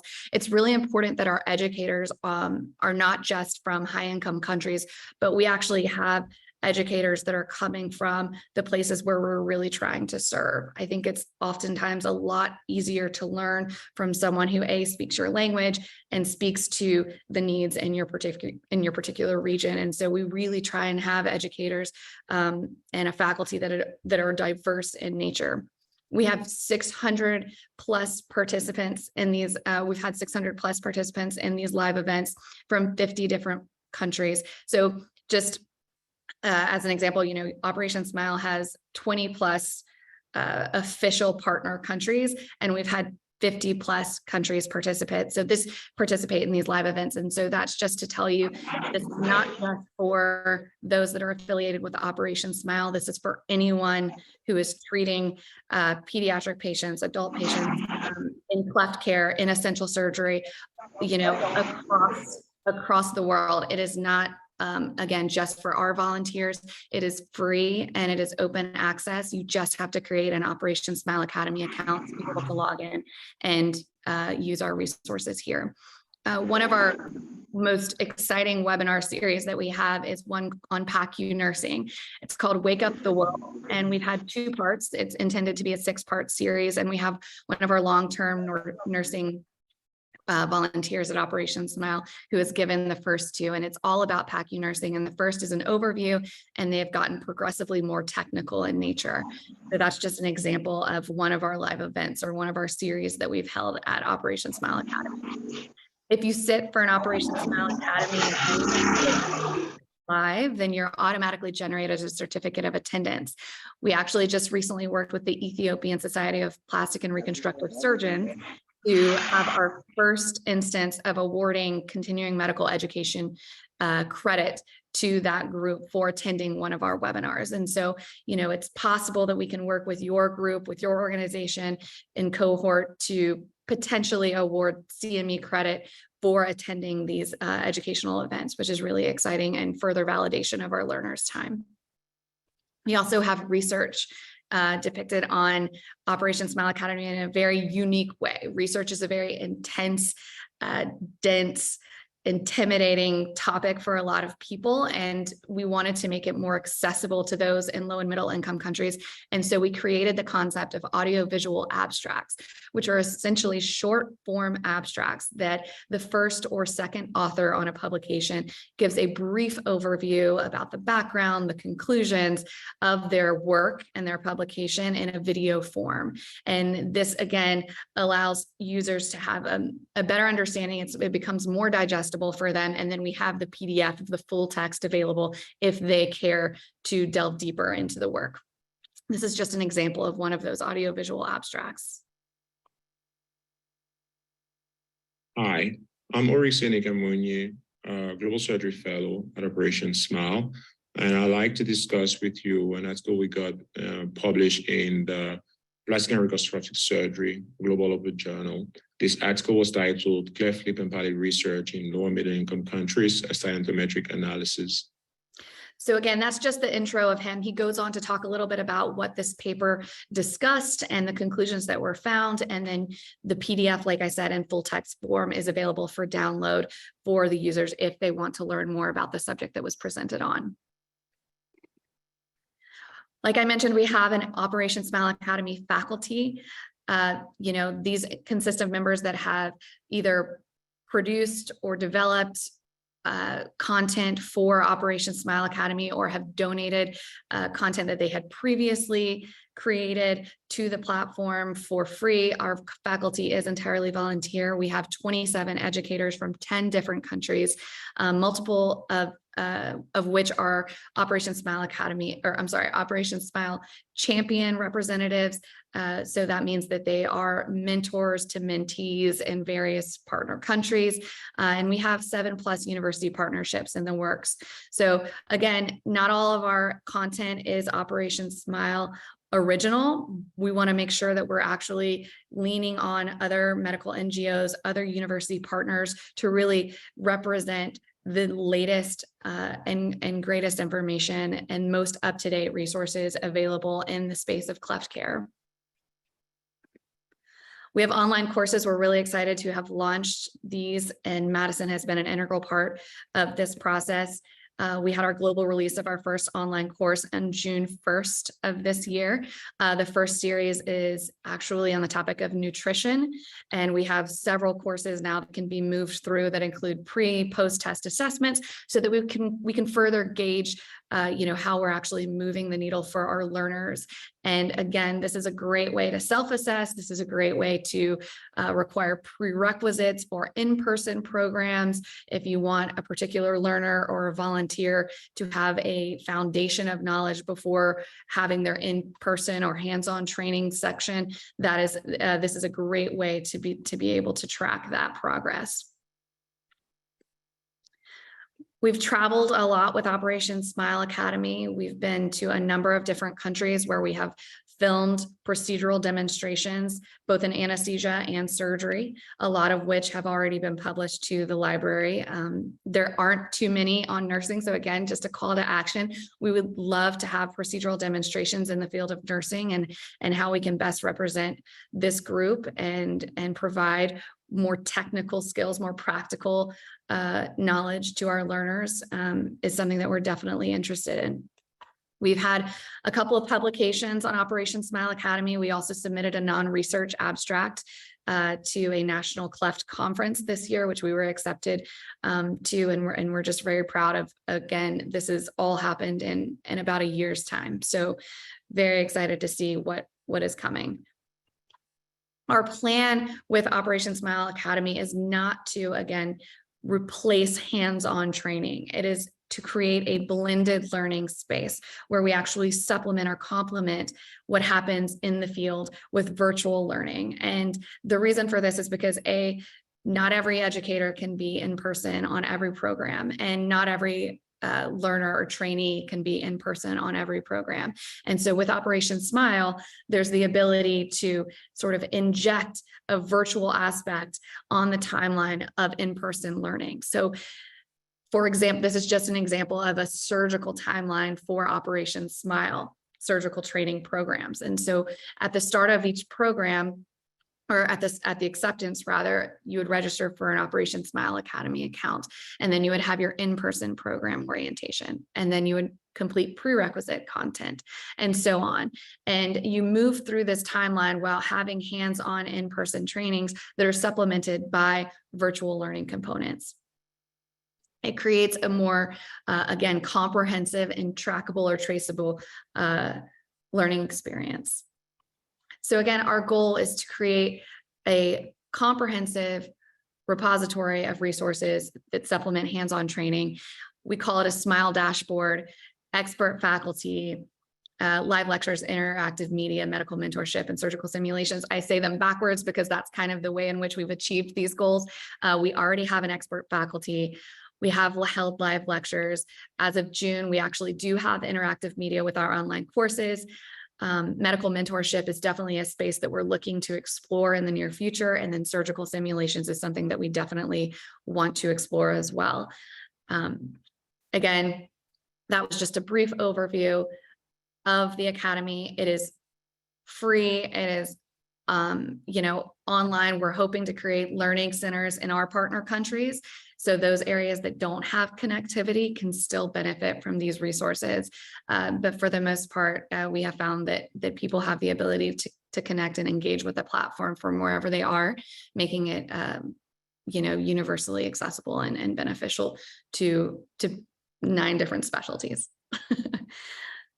So again, if you guys have any questions, I'll invite Madison to add anything that she might have noticed I missed or just wants to add in general. No, thank you so much for that wonderful presentation, Cassie. The main highlight, and I think where we are now in this space, is for everyone to make an account. Feel free to explore the website and then think of topics that you think are missing, especially in this group of panelists and those that have showed up to this meeting today. You all are the ones that are in the space that we can't necessarily be in every day. So what are you looking for from us? What can we do to better help you in your health system? Again, thank you so much, Bunmi. Thank you again for creating the space, and you'll hear from us soon. And if you have any questions at all, I can put my email in the chat and I will either forward it along to Cassie or answer it myself. But have a lovely rest of your day from Team Operations Smile. Thank you so much. Thank you. I know our time is well spent, but trust me, it's worth it. And we respect your time. We're sorry if we're spending a lot of time on these sections. Please feel free to reach out to us, whichever platform or whichever resources you really want to access. We are there to make life easier for our nurses around the world. Thank you. So the next section now is, I want to call on Dupe to please take over the next section. Take us through. Thank you. Thank you very much. And I'd like to welcome all of us again. Thank you so much for spending time tonight. The next session, we'll be looking at integrated nursing into the National Surgical Obstetric and Anesthesia Plan, which is called NSOP. I know that in 2015, the Lancet Commission put up a report that says approximately 70% of the world still lacked access to safe and affordable emergency and essential surgical care. However, the working group here put together this NSOP framework, and we're all aware that several countries are already putting into plan, and some are already implementing their own NSOP. However, the nursing plan component of NSOP seems to be a bit shaky here and there. And to shed more light on this tonight is our guest, two of them actually. First is Irene Divine Drirasa from Ghana. She's a policy and advocate associate in the Health Policy and Advocate Department in Operation Smile. She's a public health specialist and she's going to be speaking to us tonight. Over to you, Irene. Thank you for being here. Thank you very much for the introduction. That's so kind of you. And I also want to thank Bumi and the entire team for putting together this session. I also want to say thank you to Anne, Cassie, and Madison from Operation Smile, who has already set the pace and spoken about the wonderful work Operation Smile is doing around the world in terms of providing free comprehensive cleft care to people with clefts all over the world, and also speaking about the Operation Smile Academy. One other thing Operation Smile is doing as part of our 40th anniversary in our next decade of love and leadership is also to go into health system strengthening, and as part of the health system strengthening, supporting government and Ministry of Health to develop National Surgical Obstetric and Anesthesia Plan is a key component of the activities we are carrying out. Why are we focused there? We are focused there because we are all interested in sustainability. Will it always be coming in to provide free comprehensive cleft care and going out? No. At the end of the day, we want the systems, low and middle income countries, to be strengthened enough to provide the same service just in the future when we don't have any missions coming on. Not just to provide policies, but also to ensure the effective implementation of these policies. And that is what I'm coming to take the team through today. Next slide, please. So this is just a basic outline. I'm going to speak about the NSOP process in Ghana, involvement of nurses in policy development, barriers to involvement of nurses in policy development, addressing these barriers, make few recommendations based on experiences I've had on the field, and then conclusion. And the waterfall you see on the right is a beautiful waterfall in a small community in Ghana called Kintampo. I grew up in this community, and so this waterfall provides me a form of freshness. Just in case you visit Ghana one day, you should look for this waterfall. Next slide. Well, so now the NSOP development process in Ghana. It is in line with the resolution 6815, which focuses on strengthening emergency and essential surgical care and anesthesia care as a component of universal health coverage.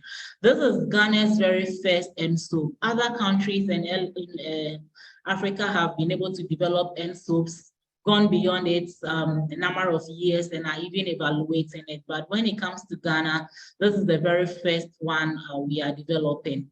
And prior to the development of the NSOP, we have engaged from Operation Smile Ghana office in a lot of advocacy on the ground to bring or make people see the need for policy in terms of surgical care. Some of this has been writing of opinion pieces in the Ghanaian newspapers.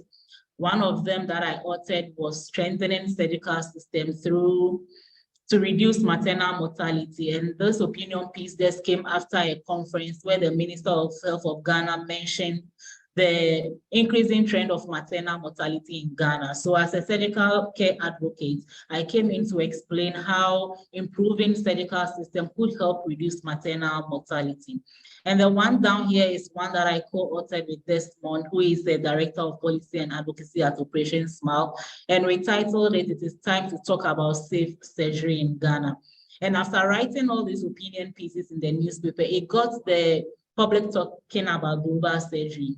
And one thing that happens in Ghana, and I believe happens in a lot more countries, is that every morning these local newspapers are reviewed on TV stations and on radio stations. And so this was our own method of getting the public and authorities to speak about global surgery and see the need for surgical policies. Even though we are late in developing our ENSO, we think that it's an opportunity to also align it to the current EcoCare resolution that was passed in May in Geneva, which also looks at incorporating surgical care into primary health care level. It also provides us the opportunity to learn from other countries like Nigeria, who prioritize nursing when developing their ENSO. And so we've had the opportunity to see how the ENSO development process has gone in other countries, and we have the opportunity to incorporate all the lessons learned into our own ENSO.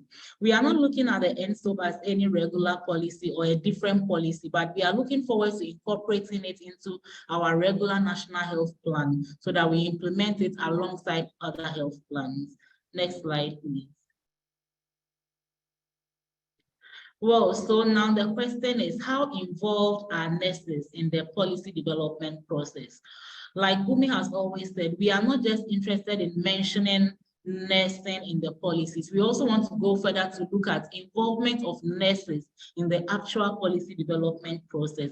And as we all agree, nurses are at the front line.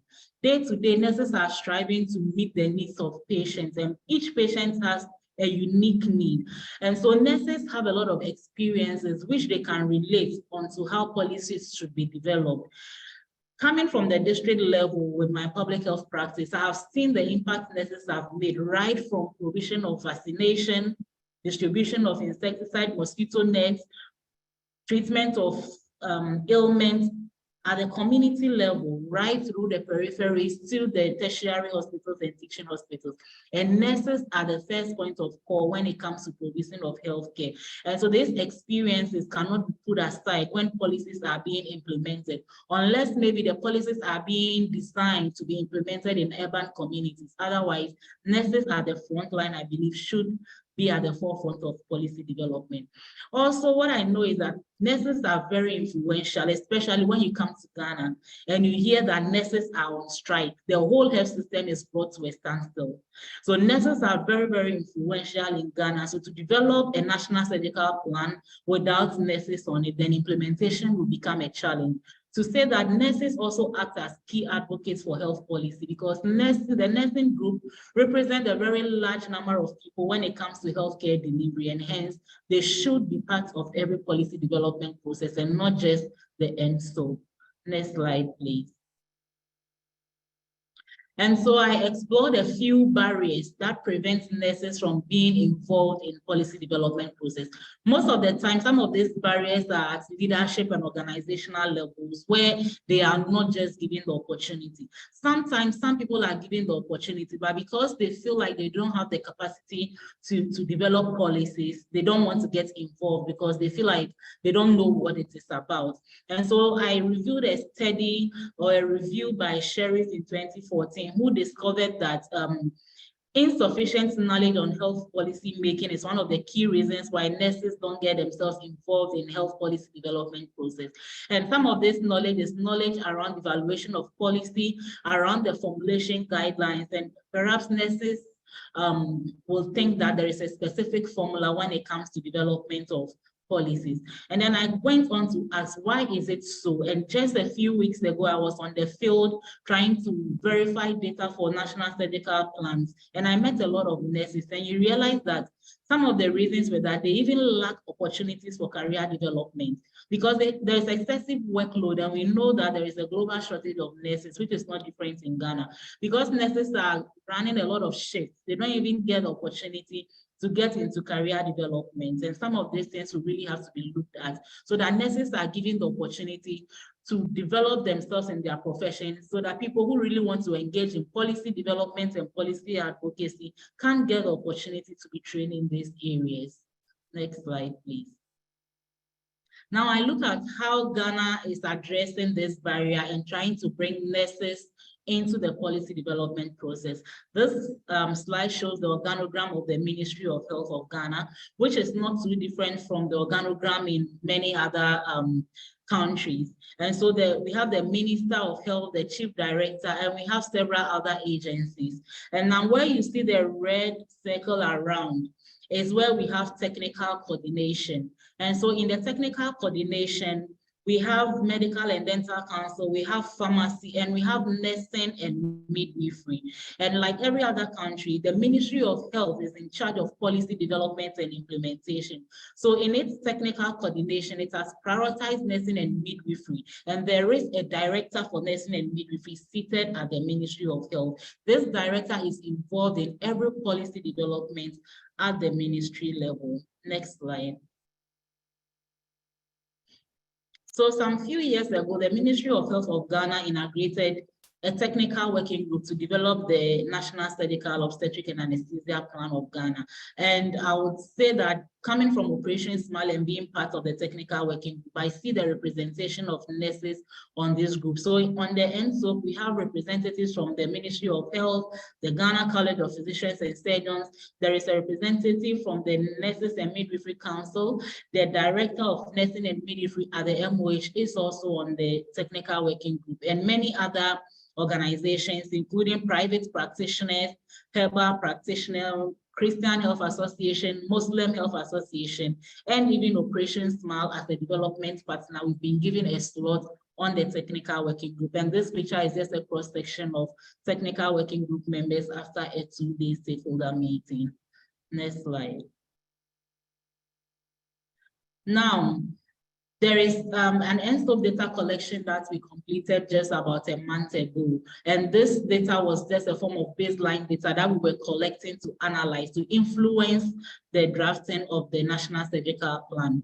And for this data collection, we trained teams in 60 hospitals across the country, including district hospitals, regional hospitals, and teaching hospitals.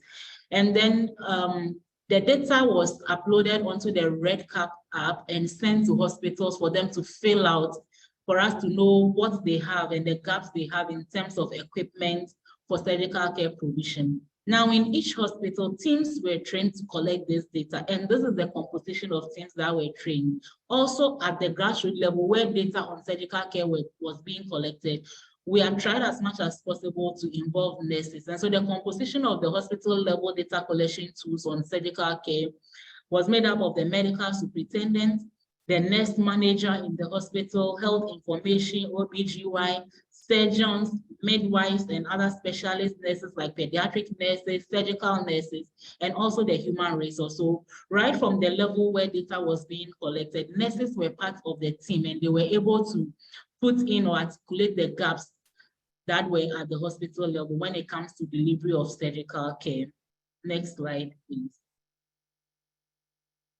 So one other way we addressed nursing in the development of the ENSOP was that when the data collection was done, teams went onto the field to collect qualitative data and also conduct a data verification and validation exercise.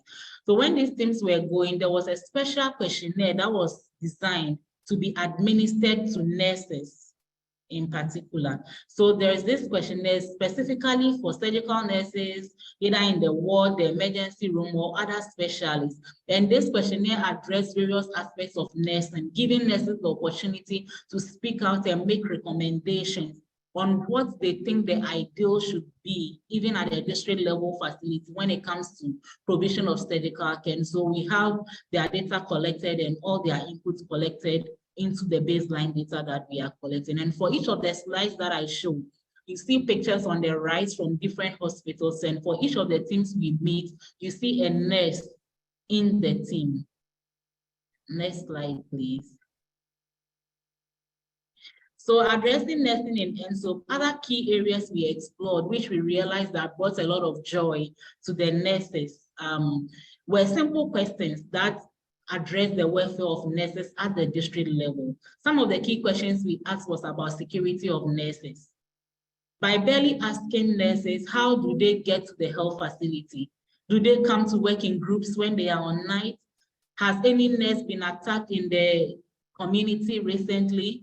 When they come to work and go back home, do they find their things safe? And they were able to share a lot of experiences in situations where nurses were at work and returned home and they have been robbed and all that. So asking nurses some of these questions even provided a sense of care from authorities to them. We also asked questions about staff burnout, especially looking at the recent shortage of nurses in Ghana, and given that a lot of our nurses are leaving to high resource countries. I mean, you would have heard the news. There was other key things that the ENSO technical working groups try to address on the field, such as encouraging management to provide access to clinical psychologists, because we realized that staff burnout and stress among nurses was leading to a lot of issues in provision of care, specifically surgical care in the hospitals. We also discussed opportunities for professional development. And all these things are things we are going to incorporate in the ENSO that is being developed. And it is going to address the needs of nurses in Ghana. Not to say that this is going to be the first policy, but there has been a lot of policies that address the needs of nurses in Ghana. And this ENSO is going to, as much as possible, also emphasize the need to address some of these areas. Next slide. So to summarize the approaches we have used consciously to involve nurses and nursing in the ENSO development is to ensure that, one, nurses are represented on the ENSO technical working group. We make conscious effort to involve nurses during the data collection in 60 hospitals across the country. Also, the data verification and validation exercise was championed by nurse managers in all the facilities. Nurses were interviewed during qualitative data collection. And after this, we are going to analyze the data. And when we finish analyzing the data, we will bring teams from the 60 facilities that were sampled to discuss the data. Going forward, we are going to make sure that for each of the facilities we invite, we are going to ask them to at least bring one nurse to be represented at the national level when we are discussing this data that was collected. Next slide, please. So based on the few interactions we had on the field, and having the opportunity to work with Operation Smile and being able to get to the ministry level, moving forward as a health policy advocate, these are some of the recommendations I'll be making on behalf of nurses anytime I have the opportunity at the Ministry of Health. To recognize nurses as key members of every policy-making process in the country. And also to make effort to involve nurses right from the peripheral level to the tertiary level. And if you look on the right, the picture is from a hospital, War Memorial Hospital in Nabungo, which is about 10 hours away from Ghana. So you ask the nurse in the middle, how does this nurse get the opportunity to articulate her needs and make it reach the policy level? And so we are going to discuss how to involve nurses right from the periphery levels to the tertiary level. I'm also going to make recommendations about creating opportunities for nurses to be trained in policy development, policy analysis, and policy advocacy. And also one last recommendation I will make when I get the opportunity is that at least nurses who dedicate their time and effort to policy development process should be acknowledged in those policies when they are finally developed, because most of the time there are experiences that people at the district or peripheral level, when they contribute to data collection or they contribute to drafting and development of such policies, when it comes to acknowledgements, they are not even mentioned. And so it feels like nurses are not getting involved. Next slide, please. I think in conclusion, I would say that Based on the experiences that nurses have, they have developed values and ethics and advocacy skills. And this gives them the opportunity to provide very valuable and unique experiences towards policy development. And also one thing we need to recognize is that health policies can directly and indirectly affect the role of nurses. And hence nurses should be part of every policy development process. Thank you very much for listening. Thank you so much. Thank you so much, Irene. That was so beautiful. Amazing presentation. And I like to say, well done. I do not think that Ghana is late in developing NSOP. You're doing great already. With all the work that has gone into your framework development, that's an amazing job. A round of applause for Irene. Next, we're going straight to our next presenter, who happened to be our very own Comrade Olubunmi Lawal. She's going to be taking it up from here. I know the time will not permit us to talk so much about her. I would have loved to introduce her, but just a little, so you know, even if I can't say anything, NSOP in Nigeria is not just NSOP. NSOP is National Surgical and Obstetric and anesthetic and nursing plan framework in Nigeria. And that end, the nursing plan there is because of her work, her efforts and push to ensure that nursing plan is integrated into NSOP. Please help me make welcome Olubunmi Lawal as she takes up the floor from here. Welcome, Mama. Thank you so much. Thank you. I'm so excited. I know our time is fast spent, but please, it's not every day we do this. Please just be patient, okay? And once again, I want to recognize my mentor, the Director of Nursing Services, Federal Ministry of Health, Nigeria, Twale. When I say Twale, you know what I mean, with all humility. Thank you so, so much. There's nothing that gives me pleasure than discussing nursing. I live for nursing, I breathe nursing. Nursing is everything about me. So let's go. I don't want to waste much of your time. Next slide, please.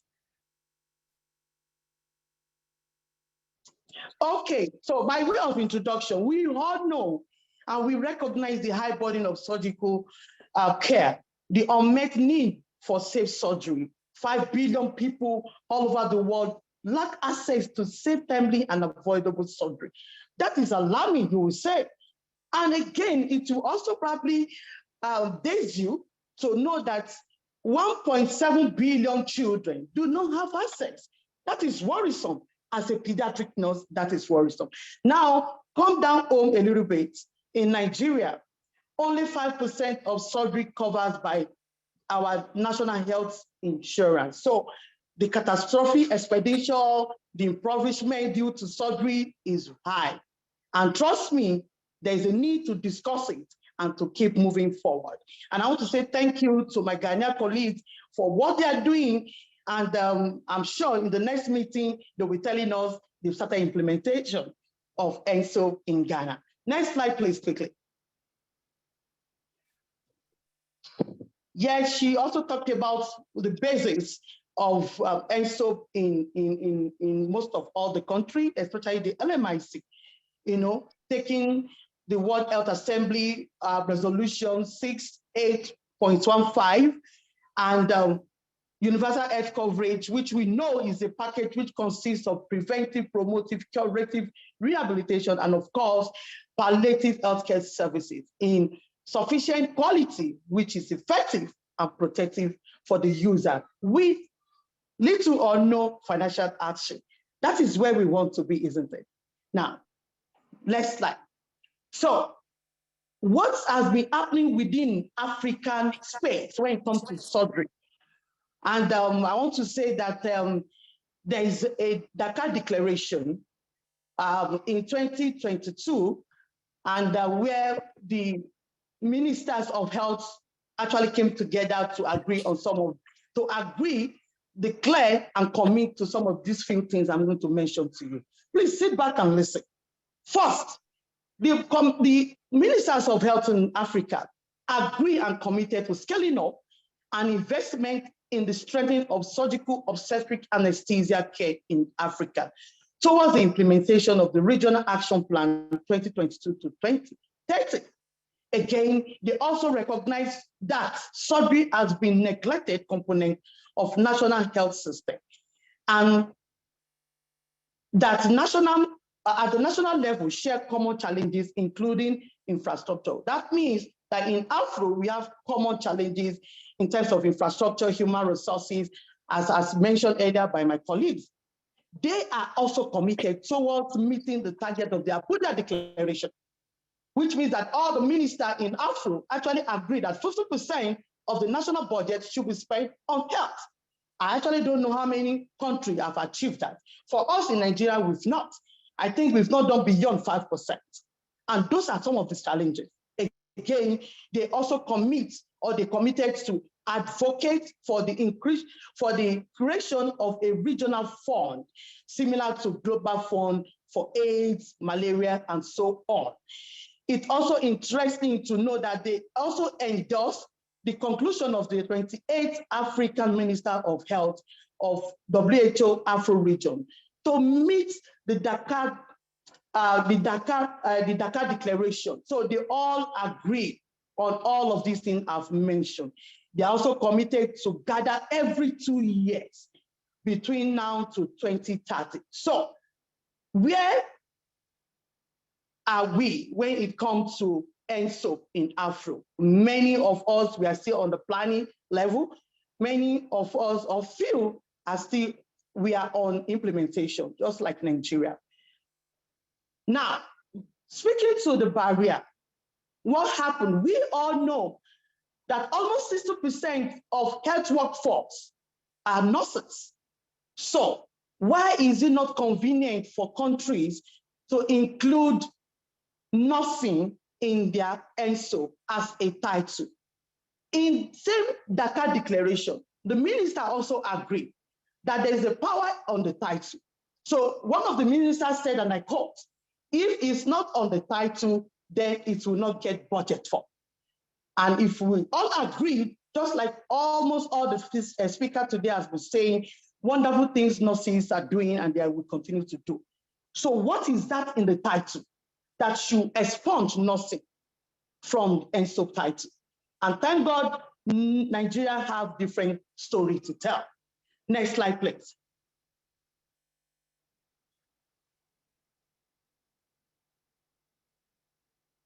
Next slide. Beautiful, addressing the barrier. So on this slide, you'll see I actually divided the barrier into internal and external. And one of the internal I really recognize is the gender factor, where when there's opportunity for decision to be made, we have a lot of decision makers who are male. And as a nurse, majority of us are female. And sometimes we are just afraid to speak out when you see professor with a very long white beard and you say, man, no, he's an authority. Whatever he says, he is the best, he is the final. That has been the story. That has been the history. So you find that even when the nurses are on the table, they are not maximizing the opportunity they have on the table. The second point is the leadership and advocacy skill. You are on the table already as leaders that most of us have on this platform. But what are you doing with that opportunity? Your leadership skill, your advocacy skill. How were you able to lobby for the nurses and stand strong and let everybody know that is what we stand for? So that ability to convince and negotiate, that ability to discuss and engage and say, no, this shouldn't be, let's look at it this way in a very objective manner is another issue. Another issue I also think is poor involvement in policy planning and policy implementation. So you will see most of the nurses at the clinical level will say, no, the policy is for the directors, the ministers. Oh no, remember that most of all the policies are based on evidence. So we, most of the time, come back to you, get your data, get information to form the policy. So you are a stakeholder. So because of that lack of involvement in planning, it also compromise the space for nursing in policy planning and policy implementation. Poor perception, when most of us think, oh my goodness, it's not in my space to say it. No. Once I say it, no, he's the director, he's the CMB, no, he's the minister. You can't say when he's talking, no, I dare not talk because I'm a man, I'm a woman. Or because I am just an ordinary nurse. There's this popular saying, they will say, oh, I'm just an ordinary nurse, what can I do? So that poor perception, again, drags the nurses back in involving in policy planning and policy implementation. Education, we all know that. Information and technology. Now, if there are opportunities globally and you do not assess it, there's nothing anybody can do. And I think that is one limitation that nurses have. So even when there's a planning meeting and it's being put on the website and say, oh, please come, we want to discuss a surgical plan for Nigeria or for Africa. We might not know. So that information most of the time is not readily available for us. The technology, we are not optimizing it. Poor commitment in the sense that sometimes even when you are invited as a nurse leader, you probably think it's not a priority. No. How much are they paying me? How much are they paying me to do that meeting? Oh my goodness, that meeting actually took 4 hours. Poor commitment. And I just want to say thank you to how many of us? More than 88 leaders all over the world that are still on this platform. Thank you. That is commitment. So that is another thing. Again, most of the time, when nurses, we know we are women, you are rushing home, that is when the decision has been made. I'm rushing home, I'm doing school runs, we all do school runs, trust me. External leadership structure. Leadership structure in the sense that when there's no opportunity in the structure. For instance, I love my country, Nigeria, but as I speak to you, we don't actually have Department of Nursing. I'm sure some of you will say, but that is the truth. So if the minister is calling for all the directors, again, the space of nursing will be compromised. Leadership structure, limited leadership opportunity. You will agree with me, even within the country, most of the program, the master program, fellowship here, fellowship there, they are not really tailoring towards nursing capacity. And that really hurts some of us, I can tell you that. And thank God for organizations like GICS, Operation Smile, G4 Alliance, having this platform for us to learn for free. And finally, I also want to say that assumption. Many people assume that nurses are not supposed to be on the table. Oh, how dare you say such a thing? I remember sometime I'll be on duty and I say, oh, this baby is too sick, we can't move. And the person will say, oh, I'm the professor, I have the final say. And I say, excuse me, I beg to agree with that. This is the patient and this patient is sick. So sometimes there's a lot of assumption that no, because she's a woman, she cannot take the leadership role, because she's a woman, because she's a nurse, no, she's not supposed to be on leadership. When there's foreign program, no, she's not supposed to be here because she's a nurse. There's a lot of assumption that we don't have a lot to give when it comes to policy. Those assumptions really compromise the opportunity that nurses have all over the world. Looking at a barrier for integrating nursing in ENSO. And let me tell you a recent experience in Geneva. There was this group of physicians from one of the African countries, and I approached them, we got talking, and I said, oh, how are you doing with ENSO? Is it possible, are you considering including nursing in your title? Oh my goodness. Heaven was set loose that moment. The guy said, no way. How can you say that? No, we own the patient. That owns the patient. So this is the mentality. That's not really help us. And at that moment, I know that country, oh my goodness, it is well with you. Now, on healthy rivalry, what are we fighting for? Are we having our goal? Is it for the patient or for ourselves? So there's this risk, there's this fighting that is going on within the healthcare system that is not healthy. And that has really put back nursing on the title. Next slide, please. I'm rounding up in the short time, trust me. Okay, what have we done differently? Nigerian approach, which I think is one of the best in the world. And it will interest you to know that Nigeria, only Nigeria, has nothing in their ENSO. As you can see on the screen, we have national, surgical, obstetric, anesthesia, and of course, nursing plan. Next slide, please.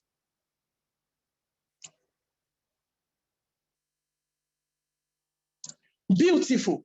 So we went through all these WHO prescribed stages, from collecting the baseline, from, not before the collection of the baseline for stakeholder metrics to planning, series of planning meetings, nurses were on the table. Not only on the table, they have opportunity to contribute meaningfully. So even at the point of taking the baseline or conducting the baseline, we were there. Not only there, we were involved, actively involved. The second stage, partnership with local champions, we were there. Most of our association were invited. Broad stakeholder engagement, all of these 8 till the current stage of implementation. So because we were so involved and full participation, without money, we were not driven by money at all. We spend our time and our technical know-how to see that things are put in right places. So it was not difficult for us to negotiate, looking at the resources, looking at the community health, looking at the primary health care, looking at the secondary facility and the tertiary facility, looking at the shortage of healthcare professionals, looking at the number of anesthetic nurses in the secondary facility. We did not even struggle to have nursing in our ENSO. And again, a caution, please. You must have an ally. You must have allies who believe in you.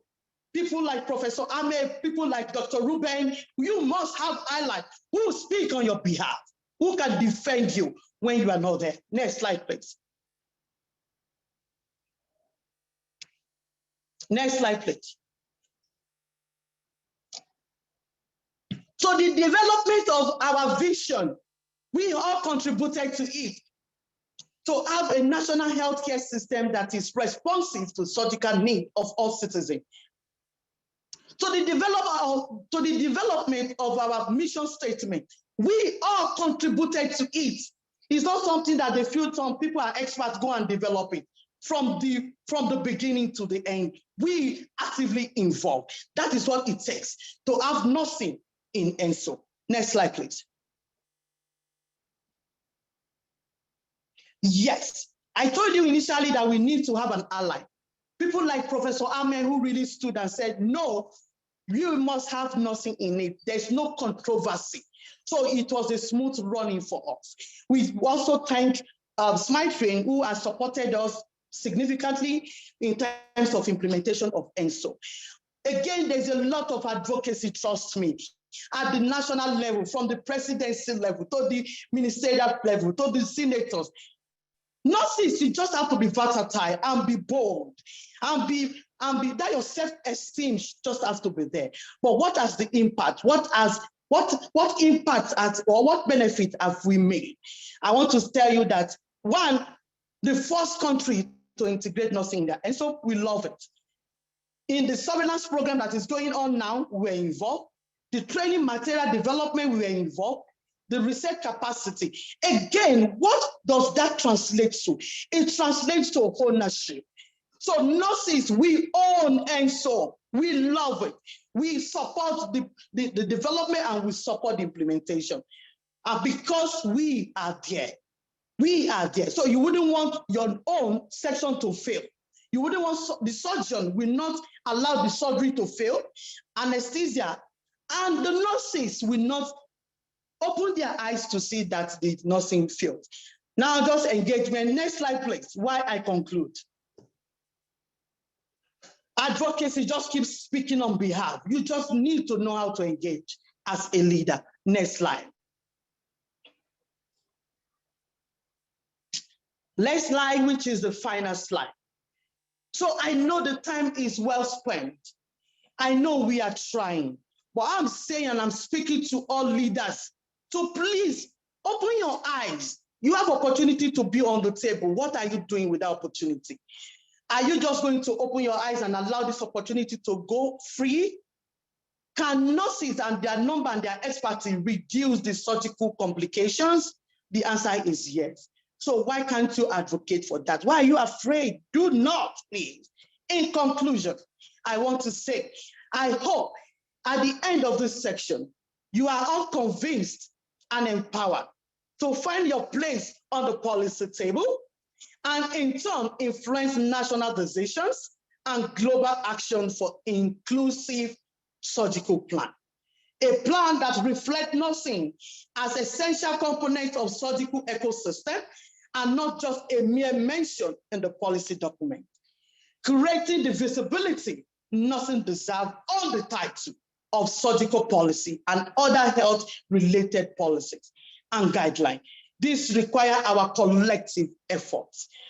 Nurses are critical to delivery. You will agree with me on the promise we have made, on the promise you have made, on the promise the Afro region, the LMIC, the global leaders have made of leaving no one behind, and the global effort to achieving the ECHO resolution. Thank you, and thank you for listening. Whoa, amazing, amazing, amazing presentation indeed. Indeed, we don't just want a plan that reflects nursing as an essential component of surgical ecosystem, and it's not just a mere mention, but we want that plan to show for, we want it to show up, and we want nurses to come to the table. Our names are already on the table. This ends up, we can own it, we can be part of it. It requires our commitment. Thank you, thank you, thank you, thank you, thank you so much. Our very own comrade Olubunmi Lawal, we appreciate you. Any questions at this moment for our two presenters? Do we have questions for them? We'll quickly use the next 2 minutes to take questions. Anyone? Thank you, Dupe. I think the time is fast spent. I'm sure they can use the Q&A to communicate with us. Please, without humility, I would just really want us, Dupe, to go to the next section, which is overview of the nursing and midwifery global community health, which has been taken. Then I think we have the dialogue section now to overcoming barrier to conference equity. Natalie, over to you, sorry. Thank you, Bunmi. So this next panel will focus on the topic of overcoming barriers to conference equity, and specifically international conference equity. This is a topic that has already been mentioned by some of the presenters today, but it has a particular relevance to the organization that I'm part of, the G4 Alliance, because one of the core functions of the G4 Alliance is to be a convener of our members and a convener of our stakeholders, and we often do this around international conferences. It's an ongoing challenge for our organization where we have a small budget. This is not something that we've found great solutions to, and I know other organizations have. So I'm really looking forward to hearing from our presenters today, our two panelists. And actually, I believe Judith's connection, we may have lost her temporarily. So she was going to go first, but I think we'll actually have our second panelist go first. So I will go ahead and introduce Cecilia Ndungu, who has a professional background of 4 years in a variety of clinical, administrative, and policy healthcare settings. Her roles have included direct clinical care, clinical research, program development, and management of healthcare and nursing. And she is currently the Nursing Now Africa Region Hub co-chair and an ICN Global Nursing Leadership Institute scholar as of 2022. So I will stop sharing these slides and turn it over to Cecilia to present take us through this topic and also bring forward and propose some solutions to overcoming barriers in conference equity. So over to you, Cecilia. Thank you so much. And I must say that this is a wonderful conversation, bringing together nurses and midwives across the globe and focusing on international conferences. This has been a major great concern, especially for bringing people from different parts of the world together to share knowledge, to foster collaborations, and also to generate new ideas. And as Dr. Deruk said, decolonization of global health, that is very, very important, because without incorporating everyone, regardless of where they are located, will be a very great challenge. And as we all know, and I'm sure Abumi knows this, the ICN Code of Practice was reviewed in 2021, which included nurses and global health. Previously, we had 3 items, but now we have nurses and global health as one of the content of Code of Practice. What do we mean by this? If from personal experiences, we have been having nurses who are having great challenges to be able to access this conference, the international conferences. Next week, we are having the ICN, the International Council of Nurses conference in Canada. But most of us, me included, have not been able to access. Why? Because one, there are people who are having visa issues, not because they cannot be able to pay for or to get those visas, but does it mean that coming from global south, coming from Africa, do we have to have those challenges to get these visas?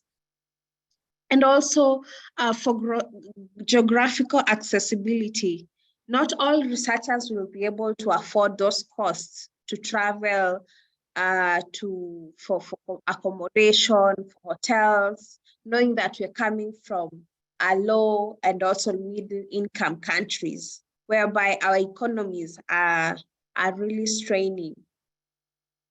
And coming to the point that has earlier been mentioned by G4 Alliance, financial barriers. You may be able to want to do to help the surgical patients, but the financial constraint to be able to facilitate the healthcare workers to attend or even to volunteer might be a great challenge. So it is something that should be considered, requiring significant expenditure on travel, accommodation, and also conference registration, which is also another big challenge when it comes to conferences that are located in developed countries.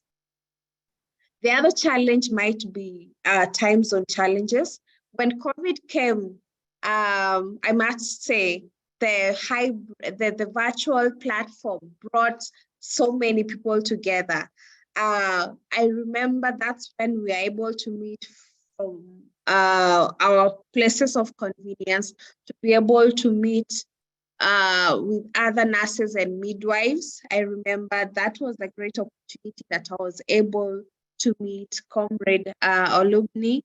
And I believe that these challenges of different time zones, different diversities should be overcome by technological advancement, which we now appreciate that they are hybrid conferences, but we also encourage and we also request if we could be having conference scholarships, and I'm glad we had one of our World Health Organization technical officers to be able to see how can they have, because there are so many nurses, there are so many allied healthcare workers who might be able to, to help in patient care, in delivery of services, in delivery of primary care.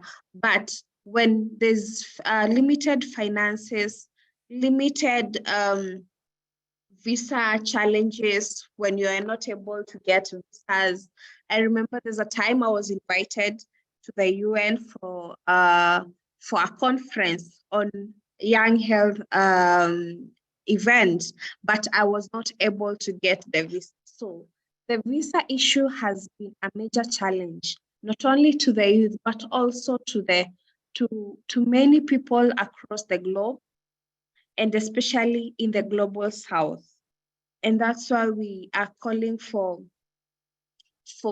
help, for a dialogue, that this is a conversation that needs to take place. We have so many youths also in young nurses and midwives. I'm saying young nurses and midwives because these are the population that I advocate for as Nursing Now Challenge African Region Hub. They are facing so many challenges when it comes to, volunteering, in service delivery, in advancement in their, education. And I believe that we have the best people to assist us. And thanks so much for the for the G4 Alliance, the work they are doing, and the open smile. And through this, I've been able to see so many patients bring back their livelihood. So many mothers, they have been able to, to help their children. It also boosts the self-esteem for this young population. This is the young client, the children, and also those who, as we have seen some of the images from the nurse anesthetist, that we are able, we are a fraternity that are able to bring back smiles, to bring the self-esteem, and by that we are able to attain the SDG 2030. And with that, thank you so much, and back to you, Natalie. Thank you so much, Cecilia, for providing that overview of some of the range of issues that are presenting challenges. And, in your comments, you mentioned the opportunities offered by more virtual opportunities for engagement, more virtual conferences. So that is one solution that's promising. And I was just wondering, while we have just you right now on the line, but also the chairman of the board for the Global Initiative for Children's Surgery, who's, they've innovated a bit in this area. And I was just wondering what examples you've seen of organizations finding solutions that work for nurses in particular, coming from low and middle income countries, traveling to international conferences, close to home or far away. What examples of things that are working well? And I'd also invite Dork to contribute some insights to this question. Yeah, I believe this is a challenge that has also been tried. The AMREF Africa has also tried to tackle, and one of the challenges, the changes that I've been able to see is bringing those events closer to the people, closer to the global south, and bringing, hosting those events. We have seen something like the sports. Now they are being hosted in Africa. We are having one coming up in South Africa. And so I believe investing in these regions will be a very great opportunity to be able to alleviate such challenges, because this is an ongoing process. We also have conversation. The other day we had the African leaders having those conversations on how we can be able to tackle these challenges. And I believe this is a great milestone in the 21st century that we shall be able to conquer, because I believe we are all connected in one way or another. I was gonna, if it's okay to share, Natalie, and sorry, my video's off. The video on this particular connection isn't working, but hopefully you can hear me. Maybe I could just share a few things. Thank you to Cecilia and everyone for bringing up this topic. Maybe just sharing some things from the experience of the Global Initiative for Children's Surgery. I think one is that the conference equity aspect is just one aspect of the equitable collaborations, and it's just one piece of it. So I think just looking at the meetings are all meetings of organizations. So I think what we realized is that it really came back to the makeup of the organization, and particularly the organizational leadership, and making sure that the organizations are well represented by leaders from LMICs, and the priorities are driven from LMICs for those organizations that have a primary focus on advancing healthcare and LMICs. So for us, that meant a board composition that was half LMIC for one. And then the second thing is the actual in-person meetings, as was mentioned, trying to have them in places that were perhaps easier to get to. And then around the times of the meetings, we reached out aggressively to sponsors to actually request sponsorship of organizations that were working in LMICs to sponsor their people to come. And we asked HIC delegates to help sponsor LMIC delegates. We also capped participation for HIC delegates to ensure that the meetings were not overloaded by HIC participants without having LMIC voices at the table. And when we've had members join the organization, we've encouraged for every HIC delegate to make sure that there were 1 to 2 LMIC collaborators that were joining at the same time, and offered opportunities for HIC delegates to sponsor membership for LMIC delegates. So those have been a few things that I think have really helped. And so we were really working aggressively on this 2014, 2015, before this was something that a lot of, I think, organizations were paying more attention to. And it hasn't been perfect, but it certainly taught us some ways about how we can try to tackle the issue. So thanks for the chance to share that. Yeah, that's wonderful. Thank you so much for those comments. And I'm sure you may have found that sometimes it's about opening the pathways for that support to flow, where there are folks who are willing to support, to sponsor their colleagues from LMICs to attend conferences, but it's just a matter of sort of institutionally creating that pathway for the funds to flow. Well, I want to give just a few minutes for others on the call to ask questions if they'd like, if they want to contribute to this conversation, if you have thoughts, if you have experiences with particular challenges or experiences with really workable solutions. Bunmi, perhaps you would like to contribute as well. Oh my goodness, thank you so much. In fact, it's as if it's a no-go area. Yes, I know my colleague from Kenya, Cecilia mentioned finance, mentioned the visa thing.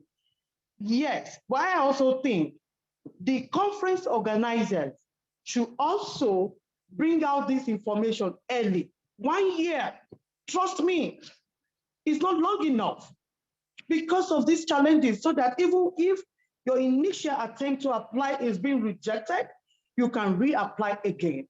So you will see conference organizers announcing these conferences so close to the time. It's not helping us. And I also think that the conference organizers should also work with the government. The government should take that leadership to engage the embassy, because I know the embassy is also afraid, oh, they'll go, they will not come back. For goodness sake, I'm an African woman. I love my country, Nigeria. I love my food. I love my culture. I want to go out to learn and come back, for goodness sake. So there's this misconception that we want to go and we don't come back. So my take to this, I love what Doruk said. Thank you so much for those plans. I also want to advocate that G4 can also learn from this. And again, we should also bring our conferences to closer to the people, to Africa, to LMIC. That will be helpful. But please, some of us don't have resources, and that is the truth. So we need these resources. We need documents. Sometimes the embassy will request for notes, they will request for ears, they will request for anals, they will request, oh my goodness. So we need the conference organizer to give us a good document that really projects us in a good light. Not just give us anyhow document and you think the embassy will honor it. Thank you. It's a wonderful section. Thanks. Over. Thank you, Bunmi. Maybe just a few minutes for anyone else who would like to comment.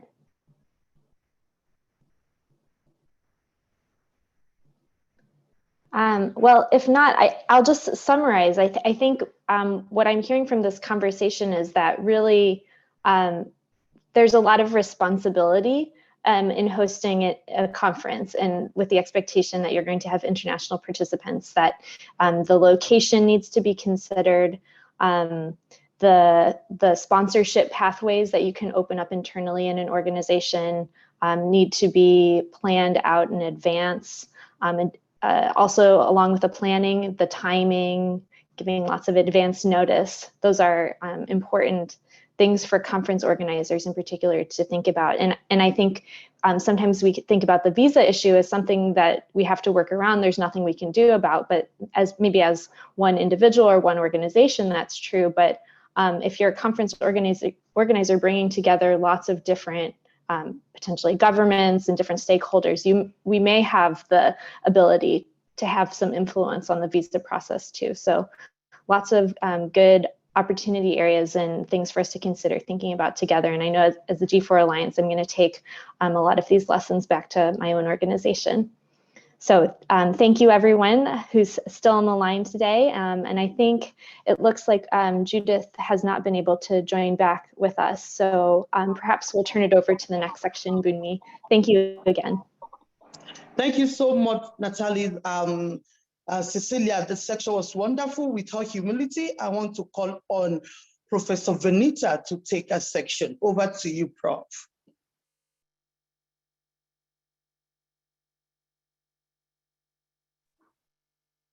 Hello, everyone. We've come to the last part of the program before we go to the closing session. I know we've been listening for a very long time, and I hope this will be a short session. We are looking forward to students participating in this session.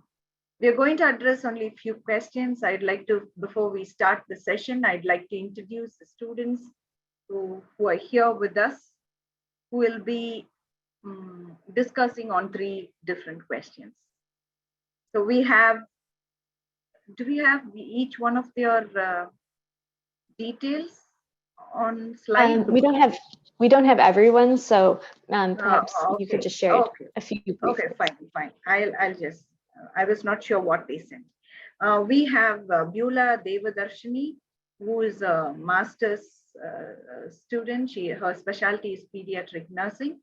She's doing her 2nd year, and she's here with us from India. Before starting her master's program, she worked as a nurse in the pediatric surgical ward. She was the pain nurse specialist there, and she has good many years of experience as a pediatric nurse and at least 4 years of experience as a pediatric nurse specialist. So we welcome Beulah for this discussion table. We also have Karina Olivo from Canada. She has her master's in global surgery care, and she's based in Montreal right now. Am I right, Karina? That's right. And she's, yes. And to let you know that I came across or came to know about masters in global surgery care for the first time when I talked to you. So she is here with us to share her perspectives for the towards the answers of the questions from a high-income countries point of view. And we also have Mohammed Kumar, who is a master's student in medical surgical nursing, who was a nurse anesthetist and who's still practicing as nurse anesthetist here with us. And Karina is a nurse manager in the operating rooms, and Mohammed Omar is a nurse anesthetist. So we have students from different backgrounds present here and presenting their views. We welcome each one of them for this panel discussion.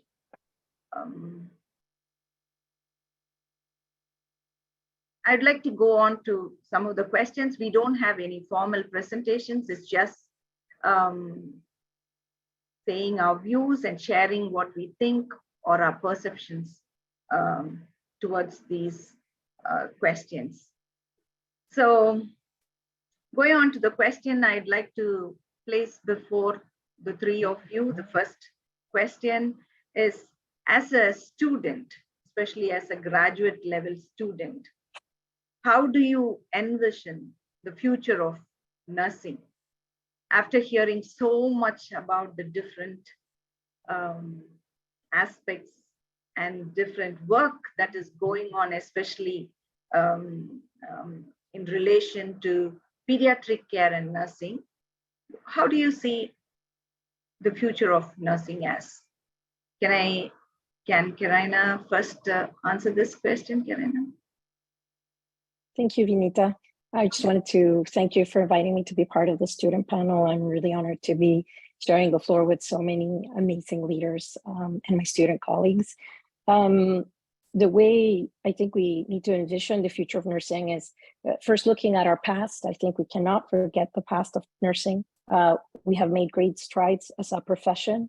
We are adaptable and have developed our career throughout the years, without forgetting that we are at the core advocates for human dignity, compassion, social justice, which are some of the values of our career. I think we also need to think of the fact that we are the largest cadre of healthcare professionals in the world. So we must play a major role in the improvement of access to care across the globe, specifically in pediatric surgical care.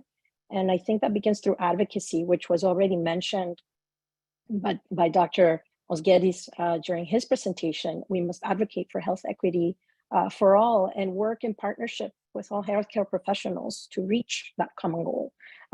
Leverage our partnerships with our surgeon colleagues, anesthesia colleagues, and other healthcare professionals. Was also mentioned by Dr. Henker and Irene, though, that we cannot forget that we are in the middle of a nursing shortage, global nursing shortage, so that we must also continue to promote our career, as well as empower and support our colleagues. We must not only recruit our nurses, but we also must retain our nurses, which I think was beautifully covered by Irene when discussing burnout and career development and opportunities for nurses. And I would like to add to that living wages. I think it is important to realize that through payment, proper payment in our profession, women will be more encouraged to join. And again, that was already mentioned also by Bunmi. We are predominantly a female-driven profession. So we need to continue to empower women and encourage the education of women in healthcare. I think this is necessary if we hope to manage the challenges that we will be facing in the next decade. Thank you.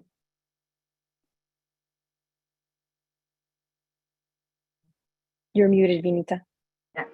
I got that.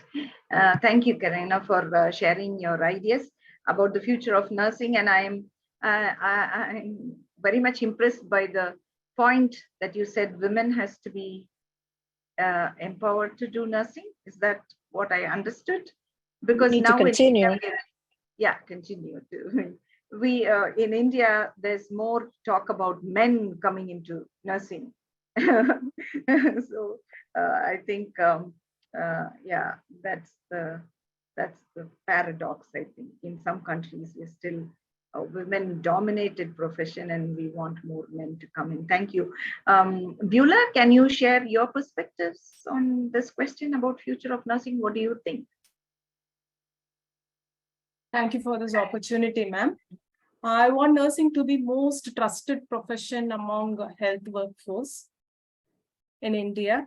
And nursing should still value bedside even as nurses' role expand.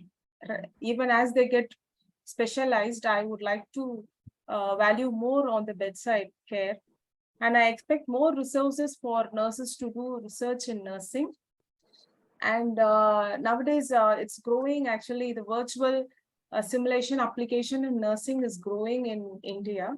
But then I would like to encourage to have a direct patient contact to preserve that emotional component. And nursing should be highly respected and recognized for their accomplishment. Nurses does so many things, but then I feel they have to get recognition in India. We are yet to get that recognition in India. Thank you, Beulah, for those points. What do you think, Mohammed? Do you have anything? Well, do you have any points to add to what Beulah has said, or maybe from the perspective of your country, Nigeria, from where you're coming? What are your thoughts on the future? Yes, Prof. Yes, Prof. Thank you very much for this recognitions. I heard Karina is saying that there is need for her to encourage and empower women to join nursing. The reverse is the case here in Nigeria. In Nigeria, the females are the dominant aspect in nursing. And to be frank and sincere, here in Nigeria, we nurses, we are the dominant force in healthcare industry. In fact, I can say we are almost the 60%, if not more than, in healthcare industry. In fact, nowadays, wherever you go, even in our primary healthcare, initially you will not find a single nurse or a midwife in primary healthcare. But because of the manpower that we have now, wherever you go in primary healthcare, you find either one nurse or a midwife. And notwithstanding, if you look at it from three different perspectives in Nigeria, educationally, we can say that we are moving forward. When we look back, let's say just to 2009, I think in northern Nigeria, we don't have any single person who have a PhD in nursing. Nowadays, since the arrival of Professor Hayat in Nigeria, specifically in northern part of Nigeria, Ahmad Bello University area, I think she graduated almost 20, if not more than PhD holders in nursing.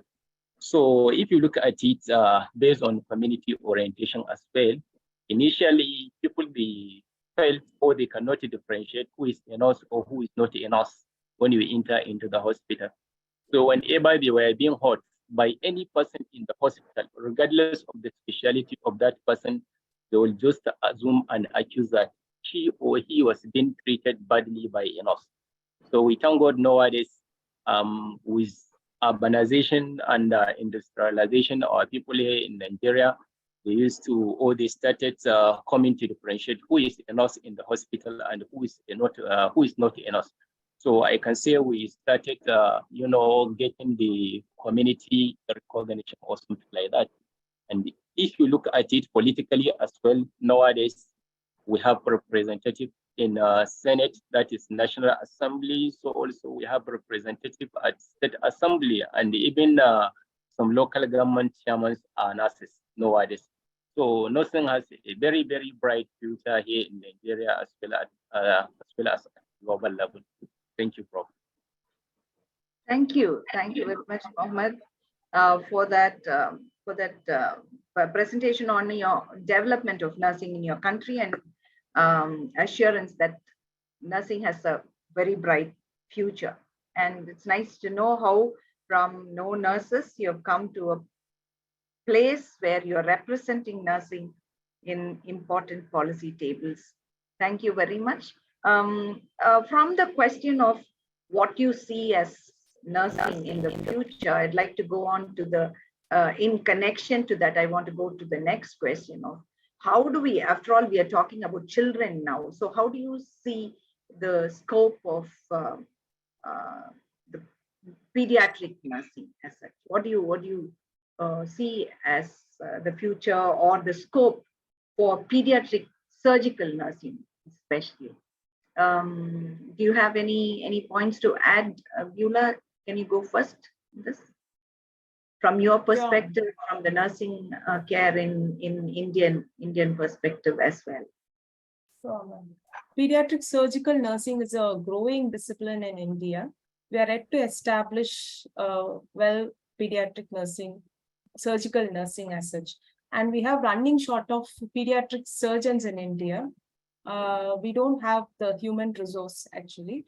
Southern part of India, we have hospitals specialized with pediatric surgery, but in middle and northern part of India, we are yet to establish pediatric surgical departments in the hospital. And also the children who require surgical intervention, they are cared along with the adults in the hospitals. There is a long waiting list in India who require children's surgical intervention. There is a long list. Children are waiting actually, since the pediatric surgeons are in shortage. So we are yet to establish a pediatric surgical nursing actually in India. Thank you for this. Just a question to you, Beulah. Yes, ma'am. As I am also from India, do you think maybe maybe pediatric surgical nursing may not have been established as a separate specialty? What do you think about pediatric nursing in itself? Pediatric nursing has a very good range of opportunities in India, actually. We are very much in need and we have a very good scope in India. We get a lot of job opportunities. We are able to upgrade ourselves. We are able to specialize in pediatric nursing as such. Pediatric nursing as such, we have a very good scope in India, in government and also in private setups. Okay, thank you. Yeah, we may have to go a little more ways to establish pediatric surgical nursing as a specific specialty, I think. Karina, do you have anything to add, please, from your perspective and from a high-income country perspective? Yeah, thank you, Nita. So here in Canada, obviously we do have pediatric surgical nursing specialties, and there's multiple, just like in any regular adult care, we would have theater nurses, recovery room nurses, pre-op, post-op, acute care, pain specialist, clinic nurses. And I think what's important, and I think this was already mentioned as well, is having hospitals that are dedicated to pediatric care so that the pediatric services are not in competition with other health services within a hospital. And that then we can specialize in providing childhood appropriate, developmentally appropriate care to our pediatric patients, as well as family-centered care. I think that's one of the big things we do here in Canada. Mm-hmm. Okay. We advocate along with families for the children who, for the most part, cannot advocate for themselves. Mm-hmm. Yeah, that is a good point that you have brought out, the family-centered care concept. I think it is there in other countries as well. I'm sure, Mohammed, you'll agree that it is there in Nigeria. And Beulah, do you agree that family-centered care is there? Or yes, actually, probably the actual principles of family-centered care is not implemented as much as it is in some of the developed countries, but family is very much part of what is happening to children in the hospitals, and they give most of the care, I think. So their participation is very, very high in countries like India and Nigeria and many of the other LMICs as well. I know we can talk more and ask more questions, but because of lack of time, I'd like to take you straight away to the third question about yen soap. We heard so much about yen soap, and I just would like to know, in your own countries and from you as a student, what do you know about yen soap, and how has it been rolled out in your country? And what do you think as a nurse you can do and be a part of ENSO? Mohammed, can you give your input? Prof. I think the ENSO stands for the National Surgical Obstetric and Anesthesia Plan. But here in Nigeria, it stands for the National Surgical Obstetric Anesthesia and Nursing Plan. So we have added the nursing in the name. This is just like a strategic or policy which was developed by Federal Ministry of Health from 2019 to 2023, which I can say up to now or up to date, they are still working on it. It is just like a strategic plan to help assess the patients who are in need of surgical interventions. So also to assess the burdens that are associated with the surgery as well as other surgical conditions. So based on this, I can say NSOP is a new emerging area in Nigeria, which we are still trying to, stick to it, or we are still trying to adopt it in Nigeria. So it's a new emerging plant.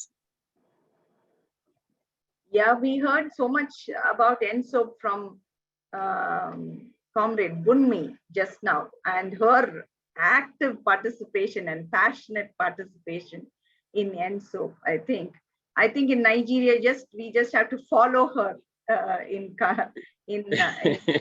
just rolling out of NSOP, and it's amazing that you were able to add that N for nursing in that whole topic or title for NSOP. What about what do you think about? Do you have anything more to say, Mohammed? Yes, I think as a student, medical surgical nursing, I can say we have something to offer toward the development of this NSOP, like through research, through advocates, as well as through, educating other people. Since we are in an academic environment, we have already developed, we have already downloaded the manual with us now. So when we go through it, we can at least tell our students about what NSOP is all about, as well as the other community members where we are living in. Thank you. Over to you, Karina. What do you think about the NSOP in the LMICs? I know it's for mainly for LMICs, but so what do you think about the NSOP and how it has been rolled out in many of the countries? Thank you, Vinita. So I think, as you know, here in Canada, we have a universal health coverage. So indeed, NSOP wouldn't be implemented here. We do have pediatric and surgical care. But what I think is important, again, and it was already mentioned, is having specific resources and financing for surgical care and from the ministries, so that it is a commitment from the country to support surgical care for their citizens. I think specifically for us, for pediatric surgical care, which I know is part of the NSOPs, but not as large a part of the NSOPs, we need to continue to advocate for surgical care for children, as they make up 40% of the population in LMICs. So that if we have specific resources and financing that are not competing with other care, then we can be assured that the patients will receive the services and care that they require. In terms of the rolling out of the NSOPs, I was able to watch some of the NSOP series that were shared during the pandemic. And I think it's amazing work. And what's most important is it's coming from the countries themselves. It's not being driven by a high income country to implement plans. It is coming from the LMIC countries themselves. And I think that's the only way that we will be able to improve and advance in the services that we're providing in surgery in the world. Excellent. Thank you. Thank you for highlighting it should come from the country. The country should take the initiative to roll it out because they realize the importance of it. and nobody else need to really force them. And the importance, like Bunmi said, is that nurses are part of that, because we are part of the healthcare, an important essential part. Beulah, what do you think? What do you think about NSOAP in India? How far is it? As India is the largest lower middle income country in the world, which contribute for 1/4 of the population that lacks safe and affordable surgical care. So we are yet to, and also Lancet Commission have found that there is no new data from India when they updated estimates in 2015 and 2017. And all these factors contribute to limit the ability to move forward in establishing NSOAP in India. What do you think can be done if suppose, NSOAP, do you feel NSOAP is an important thing? Of course, after hearing to Bunmi's talk, I feel quite impressed with that expansion and adding of N in that NSOAP. So definitely we have to add in India. I think we have to maintain the records. We have to maintain the data, and should update the data. And also the accessibility of the population who requires surgical care, the gap should be filled so that we'll be able to establish NSOAP. Exactly. And definitely our government we need the collaboration with the government people so that we will be able to establish NSOAP in our country. Yes, yeah, the NSOAP has to be rolled out, taken up by the government and rolled out by the government. Actually, that's the initiative.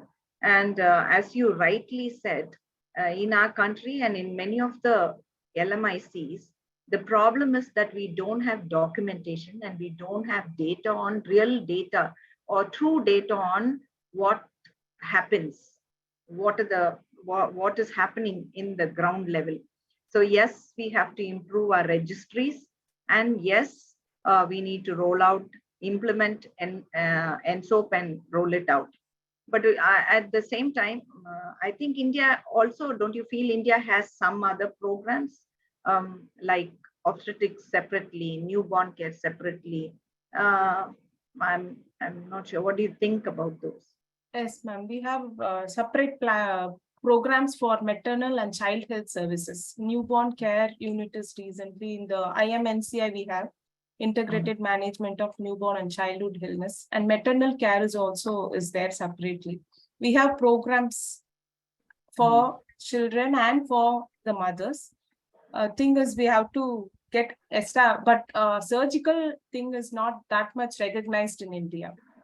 The newborn care, the medical aspect, surgical part, the national plans and all, they doesn't include surgical care in India in the national planning. So I feel that they have to give importance to the surgical care in the national planning in India. Yeah, thank you, Beulah, for that contribution. I think we are coming to the end of our discussion. Thank you, all three of you, for contributing and sharing your perceptions on these three important questions.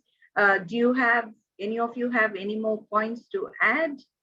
Karina, Mohammed, Beulah, at this point in time, on any of the issues that we heard, on different presentations that we heard, something that you learned or something that is important that you want to take away as a take home point?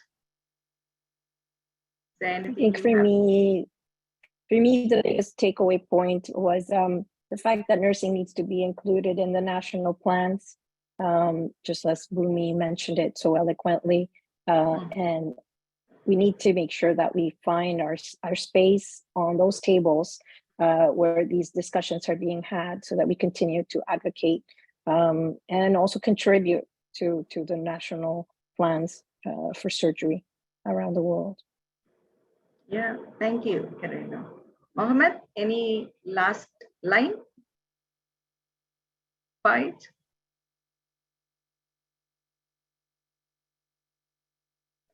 You're muted.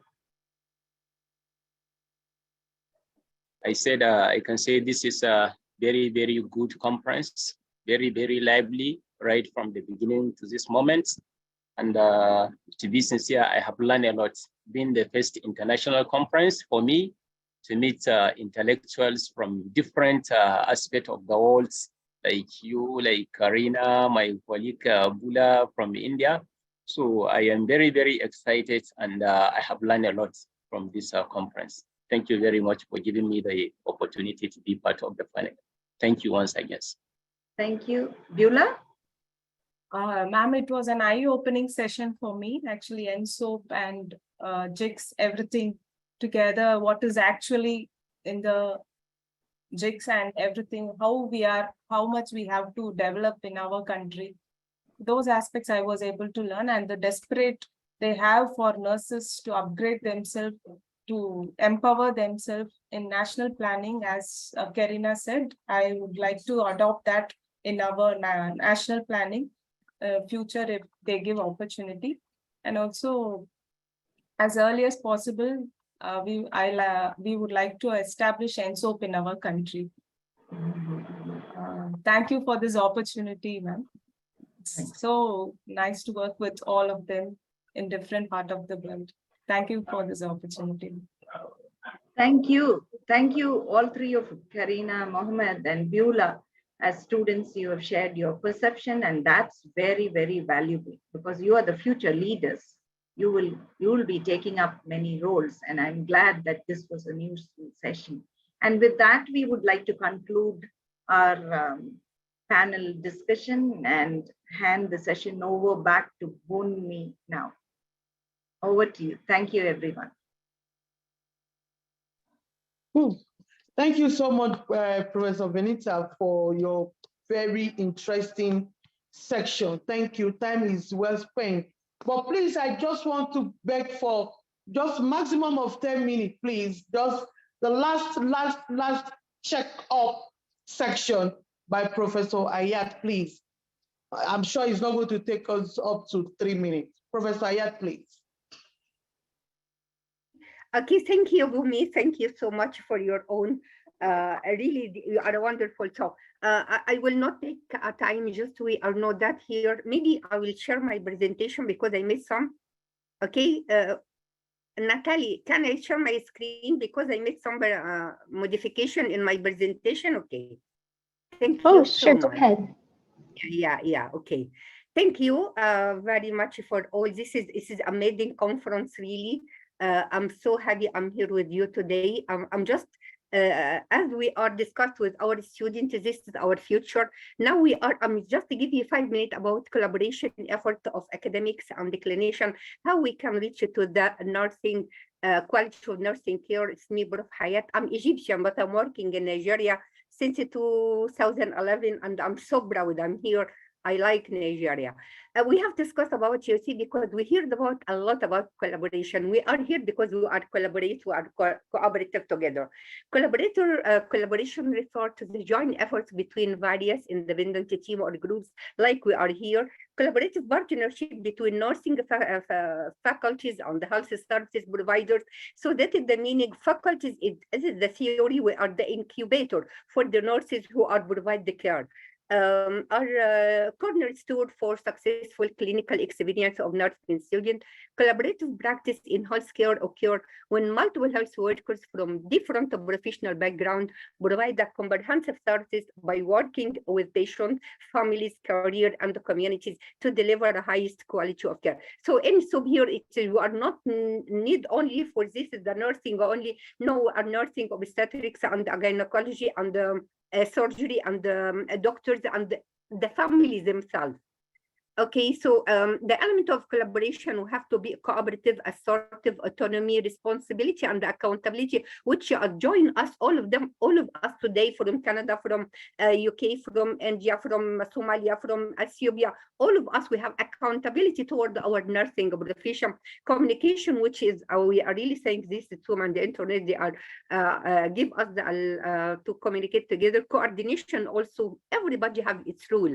So if we are, everybody have his rule, so we are complete the vision, mutual trust and respect. We are this is a very important. Among the university are provide the curriculum, which is very important according to the philosophy, vision, and the mission of the country itself, and also the international standard of education, nursing education. It is also committed to quality improvement and innovation in teaching, education, and research. This is the three elements we have to teach, we have to educate, and we have to research. And evidence-based nursing or evidence-based in medicine, it is really the rule or the way for quality of care. Professional identity and the influence. We are a nurse and we are so proud of a nurse, like Obimish said, I'm a nursing, I'm eat nursing, I'm speak nursing, I'm live nursing. We are all of this because we are so committed to our professional development and the career progression and the practice. As we are, Prof. Vinista, they are just a student, this is the tomorrow. We are prepare our new generation because we are not stay for long. So we have to ensure that new generation, they are really committed to our own leadership and the excellency. And in this leadership and the excellence, I'm just wanted to thank Obimi because she is a really transformer leadership. Thank you, Obimi, for all your effort for nursing profession in Nigeria and to community services. We are here, all of us, we are here for community services.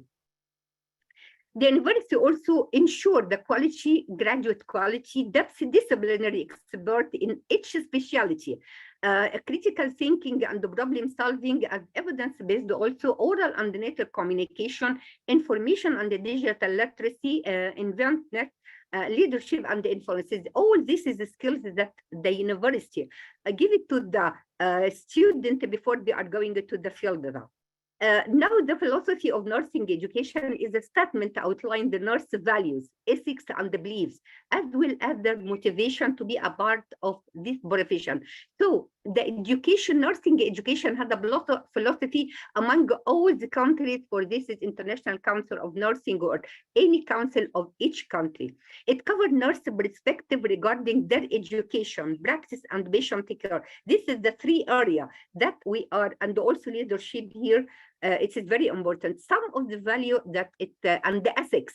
It is very important that the university teaches the student before they are going for the clinical field. They are human dignity, integrity, altruism, social justice, diversity, and unity. This is very important to be genuine, and compassion, trustworthiness, accountability, curiosity, autonomy, persistence, empathy, professionalism, loyalty, and excellence. This is some of professional ethics. The curriculum of nursing, they are included in there.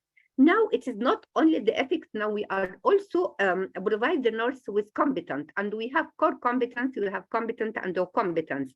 The core competency was the standard of performance domain that all corresponding behavior standard in which the nurse required to demonstrate in each specialty.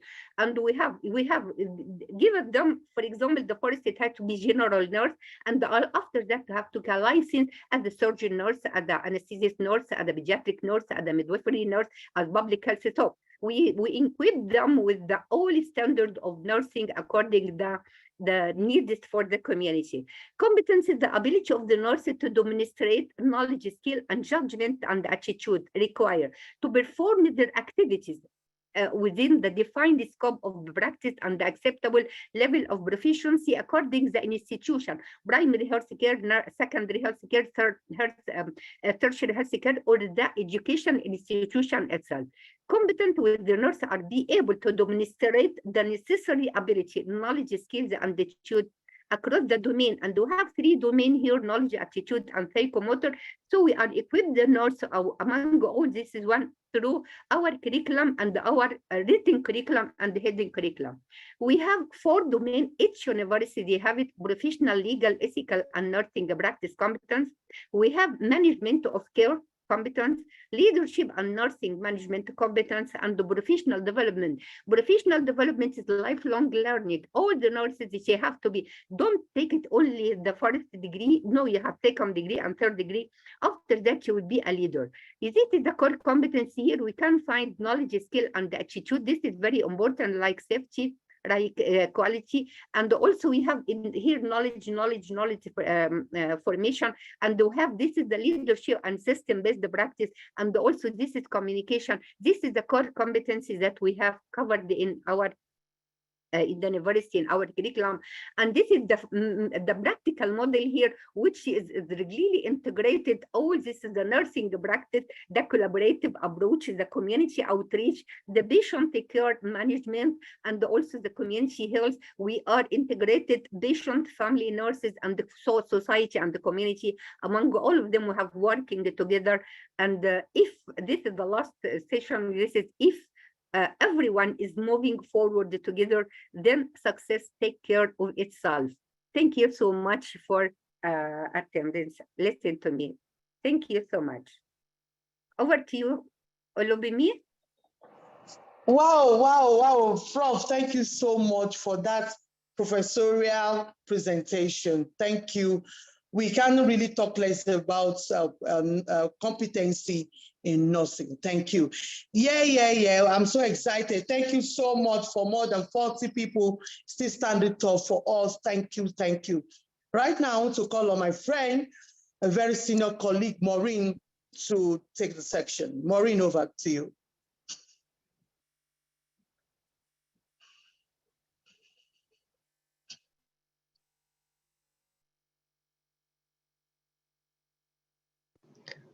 Maureen, you are on mute right now.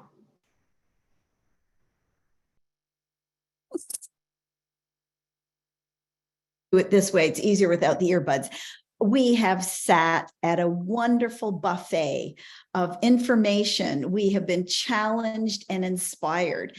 And I want to say a special thank you to the nursing students, because they are our next steps in many, many ways.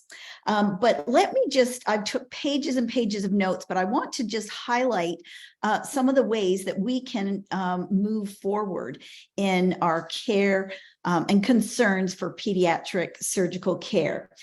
We all agree, that's why we're here, that there is an incredible need for safe, better pediatric surgical care. And as we use our nursing process of observation, we've observed, we've got the statistics on that. So we want to make sure that our pediatric patients get the surgical care that they need. We've got this assessment, and we're in this stage of planning, and we want to implement and evaluate all that we're doing. Well, that's pretty esoteric in some ways. How are we actually going to do this? We have been challenged by Dr. Doric to roll up our sleeves and to hold hands. And so definitely commitment is going to be very important. And if you take away one thing from this conference, Bomi started us off with that analogy that this was a wonderful meal of information and just exciting challenges. But remember, if we are not at the table advocating, we're going to be on the menu. Think about that for a minute. If we are not at the table advocating, committed to the future of safe pediatric surgical care as nurses, then we will be on the menu. There will be others who will be making decisions for us, and they will be eating us up. So it might sound humorous, but that is the reality. I have been a nurse for 44 years, and I have had a varied practice, and I love nursing, and I love my patients, and I love training nurses. And I've had the privilege of teaching both undergraduate and graduate nurses. And it is so important that we really get involved by speaking up, getting on committees. We have had some wonderful sessions today. And one thing I want to just finish up with is communication. We want to be sure that we're communicating well amongst ourselves, that we're not backbiting. We are working together in groups and organizations, that we're communicating well with the public. What are we about as nurses? What are our concerns? How can we be of aid and demonstrate our care? We need to communicate about policy development, getting involved locally in our hospitals and wherever we have the opportunity. And we've talked about international conferences. And so we want to be very, very sure that we share our ideas at conferences. Remember, to whom much is given, much is required. So if you're sponsored to go to a conference, let's please take that information back to our colleagues. We will need to advocate for our profession, for our patients. We need to be very involved in policy development and stepping forward in the future. Research is so important. Data collection, not just getting the numbers, but also analyzing the data and making proposals. I think nurses need to learn how to write a good grant proposal to get funding.